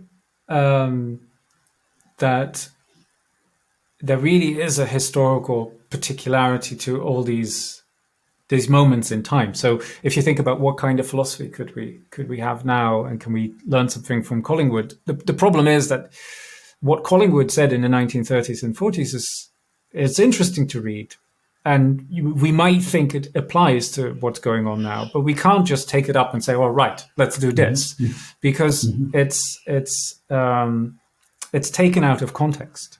And if there's anything that Collingwood said we shouldn't do, is take things out of context and then pretend that we didn't do that, pretend that they were, self-contained entities. So it's really the criticism of abstraction. So we can be inspired, but we need to think things from the ground up. I think that's what Collingwood would say. You really need to do the hard work. You need to do the digging, and you need to look at, okay, so what are the foundations? Where do we want to go? What are the concepts that people now understand? How can we use those concepts to articulate a view of society, of knowledge, of philosophy that enables us to move towards a better world, a better society? And there's really no easy recipe to do that. You just need to sit down and write the book. But okay, so based on our conversation, though, it seems as though some of his criticism of what happens. Okay, I'm thinking on my feet here a little bit. So, if the idea is that when philosophy as a rational discipline, a discipline that has something to do with thinking things through, and things have to be coherent in some way, and rational coherent. That's sort of its origins. If that retreats into the pure abstract formalism and these disconnect, and thinks about things that are disconnected from the substance of life, that opens up the space then for an irrationality, an irrational view of life. If that was part of his criticism of fascism, that maybe appeals to our baser nature, the barbaric nature, and manipulates and uses that. So then surely the solution would have to be about reintroducing a rational process of thought into these, make sure that we approach questions of how now shall we live broadly in a rational way. I mean, would he think that religion is rational or irrational? Because you mentioned the mystical elements, so that's one thing to think about. Secondly, that's Bradley's defense of his speculative metaphysics as well. If you look at the preface to Appearance and Reality, he sort of says that, those of us that are rationally inclined, and if we want to think well and think sort of systematically, if we turn our attention to metaphysics, who can blame us? This is just the way we like to think about the world, and that's his justification for doing metaphysics. Yeah. Maybe that is something. It's like, well, get the clever people who sit and think about things to stop talking about ideal, whether S4 or S5 is a preferable modal logic to deploy for certain questions, and get them thinking about this stuff. I mean, I don't know, is that a start? Maybe, I don't know. I think maybe it would be an end point. So as a start, it would be frivolous. It would be cutting something off, saying, "Oh, you can't think about modal logic anymore because we've got important things." But I think one way of framing what Collingwood sees, and I think I just agree with that, is that there is a kind of overestimation of the rational part of the mind, put it in a very Aristotelian way. Where we've discovered science, we've discovered that, the mind is capable of a kind of thinking that leads to certainty, it leads to really fantastic technology. This really is the hot stuff. And then identify with it, and then say, okay, so that is really who we are. That's what matters. That's I. All that other stuff, the poetry, the religion, the irrational stuff, the emotional stuff, that's not I, that's bodily, that's nature, that's animal. We get away from that. This is sort of a contrasty way of putting it, but then you get a kind of idealization where you think, okay, so the rational bit of us is just self-sufficient. It can do all these things, and let's see how far we can take it. Whereas, of course, that's just a perverse fantasy, because we need food, we need shelter. You can't, these are not a priori things. You need actual food on your plate, and you need an actual roof over your head. You can't get that by thinking about things. You need to do things. So for Collingwood, what would need to be done is for the intellectual culture, the scientific culture, the technological culture, is all of that to become integrated again with the rest of society, with the actual lives that people lead, with the struggles that they have, the hunger that they feel, the exclusion that they face. And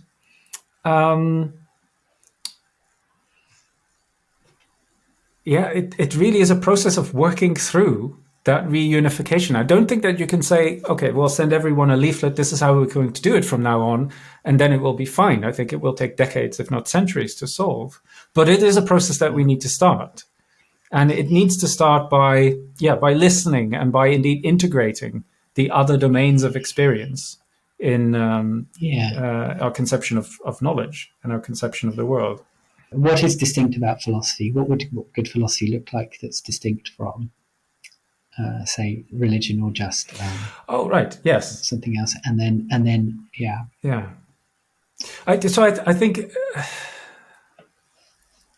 I think Collingwood would say all of these things just have a place in society and in our mind, and they have a specific role to fulfill. So as soon as they take over and think that they're the only thing, then it becomes irrational and problematic. In the case of the artist, for example, he says that take an artist who just pretends that all there is art. He calls this this is his criticism of the art for art's sake movement. He says this is a way artists might work. They think, all there is, my entire life consists of poetry. Poetry is everything there is. And then he says, well, no, there isn't, because you need to eat. And how are you going to do that? By writing a poem. You need to sell the poem. So practical life is part of that. So all of these spheres of experience, they can't exist on their own. And the same holds for philosophy, but they contribute to each other in various ways. So with philosophy, it is a really good way of refining your understanding and your concepts of what you're doing, what we need to be doing, what is a good society. It also can feed into your concepts of science. So if you've got philosophy of science, it's brilliant, because you can really improve scientific practice by thinking about the pitfalls of experimental method, for example, or the difference between a hypothesis and a deduction, for example. That's philosophy of science. But as soon as philosophy starts to speculate on its own sort of frivolous island, then you could think, well, why are we doing this? What's the point? And I think that is a legitimate question to ask. What is the point? And the traditional defense of that would be to say, but this is a university, and there people need to have the freedom to think about things just for their own sake. To some extent, that's true, but you can't keep on repeating that. At some point, you need to see that everything needs to fit together, because we're on a mission here with society, namely to improve ourselves, to make sure that society works better. So that's, I think, what he would say about the role of philosophy, the role of science, the role of religion. I mean, he clearly sees that there is a very important role for religion in society, for morality, for people's sense of community, for people's basically for channeling a kind of emotional and sort of magical wonderment that we have about who we are, our origins, what we're doing here, and what the purpose is. Science is not going to help you there. Art might help you to some extent, but religion really gives you a framework that is intersubjective, that claims to be, some kind of truth. Great. Okay. So one other thing that we were going to talk about, and I think I mentioned at one point we didn't go there, is how does logic fit into this picture? Yeah. So, as I already said, the moment of criticism of the realist school is at the propositional side of their logic. So Collingwood thinks that as soon as philosophy becomes too obsessed with the proposition, it goes wrong. And he sees that, as I said, in the idealists, but he primarily sees it in the realist and analytic philosophers of his day. But we need some kind of logic. Logic is completely legitimate. If we have a process of thinking, then we can reflect on how does that work? What's the starting point? What are the relations between the different steps? And I think that for Collingwood, that is a logic. But the logic that he wants to put in place of the propositional logic is what he calls a logic of question and answer,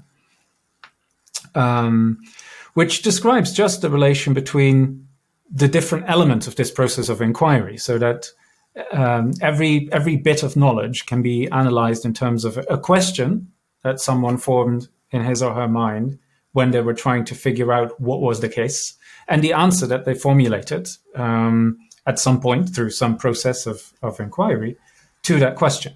And the answer can be the right one, it can be the wrong one.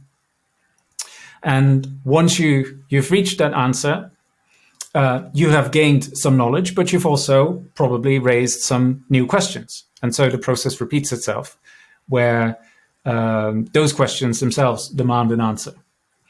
That is really how he sees what he calls a logic to thought. But it's very unlike propositional logic. It's not a truth functional logic. It is not truth preserving, because a question isn't true. It can be the right question to ask. An answer, he says, can be true, but only in a sort of derivative way. So we've got right questions, right answers. And if you give the right answer to a right question, then the entire project of inquiry is true or truthful. And then you can say that the answer is the true answer. But it might be that later on you correct the answer nonetheless. So the true answer can, in future inquiry, come to be an answer that is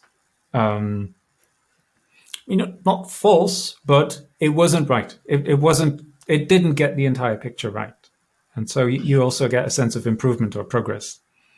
Yeah. So every answer has to be seen in context of the question in which it was raised, so the point of it. But does that mean he may not even talk about this, but obviously often propositions are associated with facts, whether they are facts or whether they're made true by facts. Does he think then, and I know he doesn't say so much about metaphysics, but does he think there are such things as facts, that we can isolate from the bigger whole? Isolate, yes, but then it would again be a kind of abstraction. So in a way, he's very keen on starting with ordinary language. So he would say, of course there are facts, because we normally talk about facts. I'd say there is a fact that I am here. There's a fact that you are there. We can isolate those, or we can talk about these facts as sort of local states of affairs from the whole. But I don't think he would say that the world is somehow composed of these facts, because these facts would not be independent of our process of inquiry. So the fact that I can describe a certain fact or identify a certain fact or say this is the case really depends on the kind of questions I've asked myself in the past, or maybe that I'm asking now. And he takes this from his experience in archaeology. He says this is how archaeologists work. In archaeology, findings are made, the most important findings are made not simply, I mean, you could just dig and see what you come across, but then the only fact you will find out is, oh, there's a vase here. Oh, there's a piece of pottery here. There's a spoon there.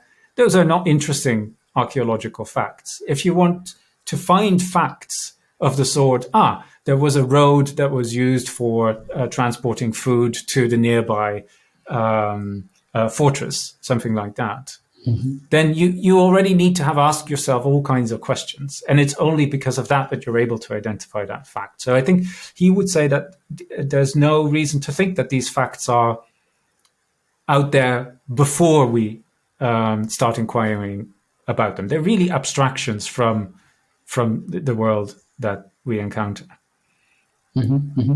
So how does that kind of view of things fit in with this historicism? Well, I think it sort of is his historicism.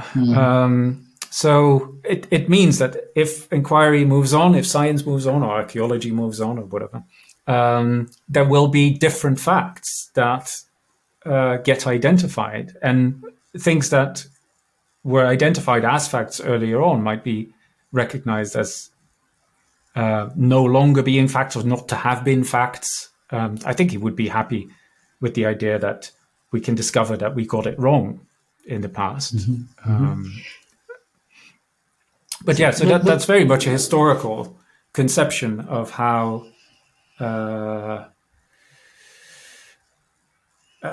we think about facts and the ingredients of the world. So let's put this in a context. And again, obviously this is later than him, but there are often times where we get debates, or there's been a shift about how a certain concept is discussed. So, for example, Euclidean space-time or curved space-time in Einstein's theory, then we might say, well, did we discover the fact that space is curved? Or then, now with quantum theory, is it the Standard Model particle physics, or is it quantum field theory? Is that a case then, would that be like a real debate as to whether there are facts about quantum fields or facts about fundamental particles? Or is that, again, at that level where we're getting now to the abstract, where it's purely based on the theoretical assumptions you begin with or something? Yeah, it's a good question. He talks about this more explicitly in light of debates in philosophy. So there he thinks, okay, so we've got a logic of question and answer instead of a propositional logic. So the logic of question and answer says that the unit of thought is the process of inquiry, which we can analyze into these components, the question and the answer. And then what propositional logic has focused on is effectively the propositions that get expressed by the answers.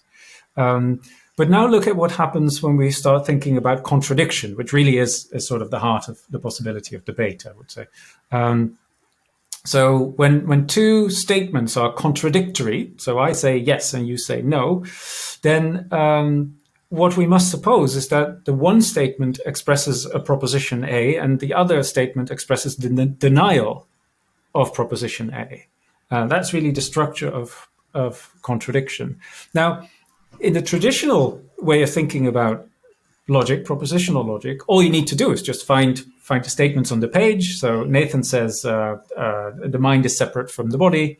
I say, no, it's not the case that the mind is separate from the body. We write that down in our journals. Someone finds that, compares these two statements and say, Nathan and Maarten were in disagreement. I can clearly see that because these two propositions are contradictories. That's sort of the picture. Collingwood makes that much more complicated, because the proposition I express when I say it's not the case that the mind is separate from the body is a proposition I express in answering a question that I have, but that question isn't on the page or need not be.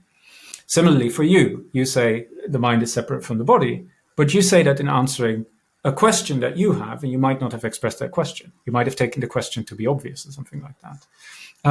So what happens now is that it may well be that we're answering different questions in expressing these propositions. And here there are two ways of reading Collingwood. So either you could say these aren't really the same propositions at all, because they were answers to different questions. So this really ties the identity of the proposition to the question. That would make it very, very specific. Or you could just say that although they are the same propositions, the notion of contradiction doesn't apply because we also need to factor in the answers, the questions that are in the background. I think that Collingwood wants to say the first. So I think he wants to make the specific claim that they're not even the same propositions. But sometimes he slips and says the second, which I think is less attractive as a view. I think he really wants to say, no, the identity of propositions must be understood as relative to the questions that was asked, and the proposition is expressed in the answer to that question. So now turn to disagreement. If you say to me, say we're in a discussion, philosophical discussion, and you say, oh, the mind is separate from the body, and I say, no, that's not the case, and we start arguing, Collingwood would say there's a very high likelihood that we'll just from the outset be talking past each other because we haven't really agreed on the question that we're asking when we say the things that we say. And he sees this all the time. So he says, this is basically just the philosophy seminar room. This is what happens there. And presumably the question isn't simply, is the mind separate from the body, but it's something much broader than that, about why we're even asking that question, or what that question has to do with our entire way of thinking. Or am I wrong? Well, I think he would say, actually, often these questions, they are quite specific. They are as specific as the answers are specific, I think. But so sometimes you might indeed ask very abstract or higher order questions about why we ask these questions. But sometimes you just,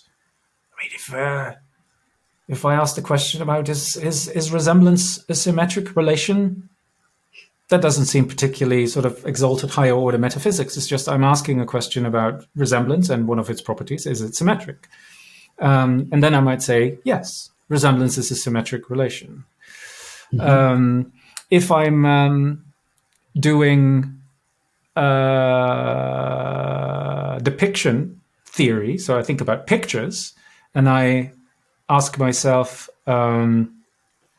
what is the relation between a picture and its object? And then I could say, that's clearly that's one of resemblance. It's quite obvious. This must be resemblance. And then I ask myself, what's the property of that relation depiction? Is it symmetric or asymmetric? I think, well, clearly it's asymmetric because Nathan clearly doesn't resemble his portrait, but the portrait resembles Nathan. That's how the direction goes. Nathan is much more, three-dimensional object, but we say that the portrait resembles Nathan, and Nathan doesn't resemble the portrait. So, as a consequence, resemblance must be an asymmetric relation. People have reasoned this way, but you see that you get that from a completely different route from the way that the logician might reason, where they have completely different arguments for thinking that resemblance is symmetric. So some people might say, nonetheless, these people just disagree. There's a disagreement between these two views. And Collingwood wants to say that's just not true because these are different projects of inquiries, different questions, and it's completely useless to start arguing about just that proposition. What we need to do is understand why the people gave these answers and then ask ourselves, are these really the right answers to the questions they asked? And I think you just get very different results. And also you get a very different philosophical culture. So when I come across someone who says, well, my view is that the world is just one thing, there are no distinctions, then instead of saying, well, that must be false because, I've got two hands or something like that, I can ask the person, all right, so why do you think that? Walk me through this. Tell me what led you to give this answer. And by the end of that, the idea is that we're on the same side. I can understand. Oh yes, now I can see why you said that, and that's right. Maybe I wouldn't have said that beforehand. Maybe now I'm inclined to agree with you that if you ask these questions, you give this answer. But the point of criticism would really be a much more empathic form of criticism, where you try to reconstruct what someone's doing and then say, hey, but wait a second, don't you think that you missed a possibility here? And then you try to show them that there's a possibility that they hadn't considered. And then of course, the person needs to judge if that's right. So you get a much more dialogic form of criticism. Yeah, so that's how we would think about disagreement. Well, see, strangely, I think the best analytic philosophers are a little bit like that anyway by nature. So I've been supervising students recently, and often, you'll talk about an issue in philosophy of language or metaphysics, and the view on the page that you're discussing. So I'll give you an example. Yesterday it was Kripke's rigid designators, and then you can just think about. You can ask the abstract question: do names rigidly designate across possible worlds? But then you've got to see, well, why does Kripke have that? Well, it's tied to his entire way in which names get their meaning, based on his notion of causal theory, etc. But the question that you might just be thinking about isn't tied to his notion of getting there. And similarly with say, first time we come across David Lewis's modal realism or anything, well, that's a crazy view. It's obviously false, but it's tied in with an entire other system of thought that leads to that process of inquiry, you might say, that maybe he didn't even understand while he was going through it. But then I think near the end of his life, he looks back in his project and sees it as a kind of a Humean justification of things or whatever. So that seems right. And I think sometimes analytic philosophers might do it, but it's not, as you say, encoded in the formal logic, which is often the sort of arena of debate for many of these metaphysical and ontological questions. So would the preferable thing to do be to come up with a better formalized logic that we somehow represent questions with our symbols or are more explicit about our starting point? Or is it just the entire project of formalizing logic and our process of inquiry is somehow to blame? Yeah. So Collingwood never, as far as I know, tried to formalize what he was doing. He clearly didn't really like formalization. His take is it's just applying the lessons that we were taught in our in grammar classes to propositions. So yes, we can analyze and decompose, and there's a kind of formal semantics or a formal there's a kind of syntax to English or any language. And we, of course, we can decompose it into words. We can identify the roles of these words. That is just grammar. That's real. It's also historical, but that happens. But I think Collingwood would say, I really haven't seen any convincing case that we need this. We need to do this for thought and for propositions. I also think that he wouldn't rule it out in principle. I think that would be unfair. So there maybe sometime there is a use for formalization, and clearly I've taught logic, and it's a very good skill to have, and I really think that we should keep on teaching the students that we teach propositional logic. I'm reminded of how I was taught art history, which I also took some classes in. Where we first got taught the sort of traditional history of art by reading Ernst Gombrich, The Story of Art, which is a very, very traditionalist sort of developmental narrative where it moves towards realism. That's what's happening in art. So you start with the ancients, they couldn't do it, and then the Renaissance, much better, and there you go. That's sort of the story of art. But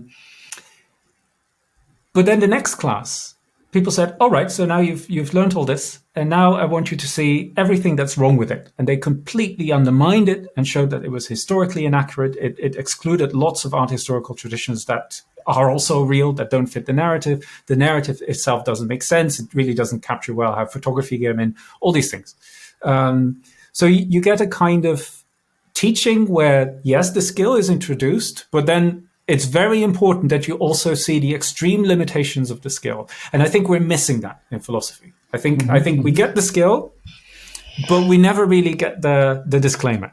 And Collingwood says this himself as well. So he says that this debating culture style of philosophy is extremely useful in getting people to think more clearly and to be more careful in their reasoning and their arguing. But if you don't give the disclaimer, so if you don't move it to proper dialectic where you actually are in dialogue with someone, you will just get a bunch of people shouting at each other and saying to everyone else that they're wrong. And I think that's what we do a little bit too much. I think, when we teach logic. If you think about what Collingwood does in his own work, he makes use of abstractions. We get the traditional division between the aesthetic, the religious, the philosophical, the scientific modes of experience. But at least in his early work, he says the distinctions are arbitrary. I'm making these because these capture quite salient forms of experience that I encounter now in my society. But he's well aware that this is just an abstraction of life. No one is purely a scientist, precisely because they need to eat as well. But we can talk about it for the sake of understanding what scientists do and understanding what artists do or what priests do. So extending that, you could think, okay, so there's nothing in principle wrong with abstraction. So there shouldn't in principle be anything wrong with formalization, which is just a kind of abstraction. But indeed, you need to understand that that is what it is. You always need to keep track. It's almost as if whenever you make an abstraction, you need to tag your concept with some kind of danger label, that this is not real. This is something I've just... Yeah, I've invented this. Exactly. Maybe we should start doing that when I teach logic again. Yes. And then another way I think you could be critical of formal logic, which is, I think, not so much the criticism of abstraction, is the idea that we could have a separate language. So that if you have a formalized language, it's a purely symbolic language, you could think with Collingwood, and I think also with the later Wittgenstein, what's going on here? So is this really a language? Do we really live this language? Do we really speak this language? Or is it something we have made up, invented, to do some kind of mechanical processes, which I think we have done. And then you could think, well, actually, this doesn't really count as a language at all. Doesn't mean that you can't use it, but you shouldn't think that it works the same way as a language does. This is also what the intuitionists in mathematics are very concerned about. So as soon as you've got a formalism, you've got symbols, hey, you can do some, you write just these things and magically you get a conclusion of something that you couldn't actually construct for yourself. But the symbols tell me that this is true. There must be some kind of number like this or whatever. And I think that also the intuitionists would say that's something's fishy there. This is not something that we have done. It's something that is a product of some kind of invention that we made with some rules that we stipulated. It's unverifiable. That sounds very interesting to me, and I guess that has a lot of bearings on ideas of artificial intelligence and I think so. Yes, that's between right. How, because computers effectively run on a language, or maybe not a language that we've created.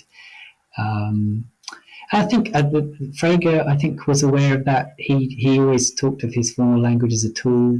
Yeah. He thought that language, proper or natural language, would involve colouring. We need it for poetry and fiction. So he was very happy to recognise that his formal logic wasn't a language in the broader sense of what we want from a language. And he thought, that the artistic elements of language were unhelpful distractions for the project of logicism, but not unhelpful, simpliciter. And I think that's interesting. At least I think we need that awareness. And the idealists the British idealists appreciated poetry, and the distinction between poetry and philosophy wasn't so obvious then. You've got Coleridge and others like that, and even T.S. Eliot, was he a philosopher or a poet? A bit of both, isn't it? Really, both. Yes. That's the answer. Yeah. So, I think analytic philosophy has become a little too scientific and dry, and not appreciated some of these other ways of communicating and thinking. And exactly, and in an unsuccessful way. So it's not that we've succeeded in sterilizing philosophy, and now we live in this bubble where we do the things that we do. It's a case of bad faith. We're not good at it. We aren't really keeping out the emotional, affective, aesthetic elements. Think about the role that intuitions continue to play in philosophy. They shouldn't be there. But they're still there. Why? What's going on there? Can't replace them. Exactly. So I think that's the thing to realize, that it never really worked in the way that no abstraction, when reified, can be successful.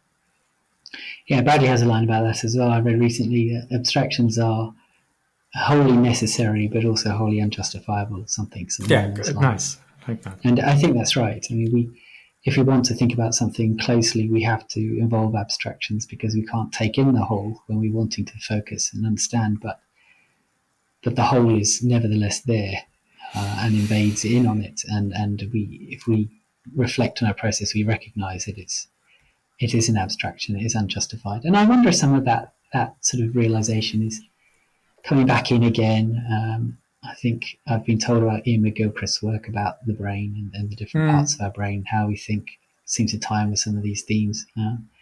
Yeah. So anyway. It's a bit like, I'm thinking. Sorry, Carrie. Sorry. No, I was thinking of the image of fish that might jump out of the water briefly to eat some food, but then they have to jump back in. And that's basically what we do as philosophers as well. So sometimes you need to help yourself to some kind of jump outside where you need to be or where you want to be. But you can't survive if you stay on the dry. That's a good analogy. I had that one before. That's good. So anyway, I mean, we've been talking for quite a while. I'm sure we'll talk about things for longer. Do you want to say anything before we start wrapping up, Maarten? I enjoyed this a lot, and I'm really curious if you recognize the things I said when you read a little bit more of Collingwood. I can just, for everyone who was watching this, I can really recommend the autobiography by Collingwood. It's a very, very accessible book, and it really lays out his most important views in an incredibly engaging way. Well, I think if they've watched to this point in the video, they probably are keen to read some more. So that's a good plug. Well, thank you very much for talking with you today, Maarten. That's been very, very interesting for me, and I'm sure for anyone else that watches it. And hopefully we can talk about some of these very important and interesting issues as we go forward, even if it's only a bit of catharsis for us as analytic philosophers who are butting up against the limits of our discipline, maybe. Pleasure as always, and thank you very much for your time. Thank you. My pleasure.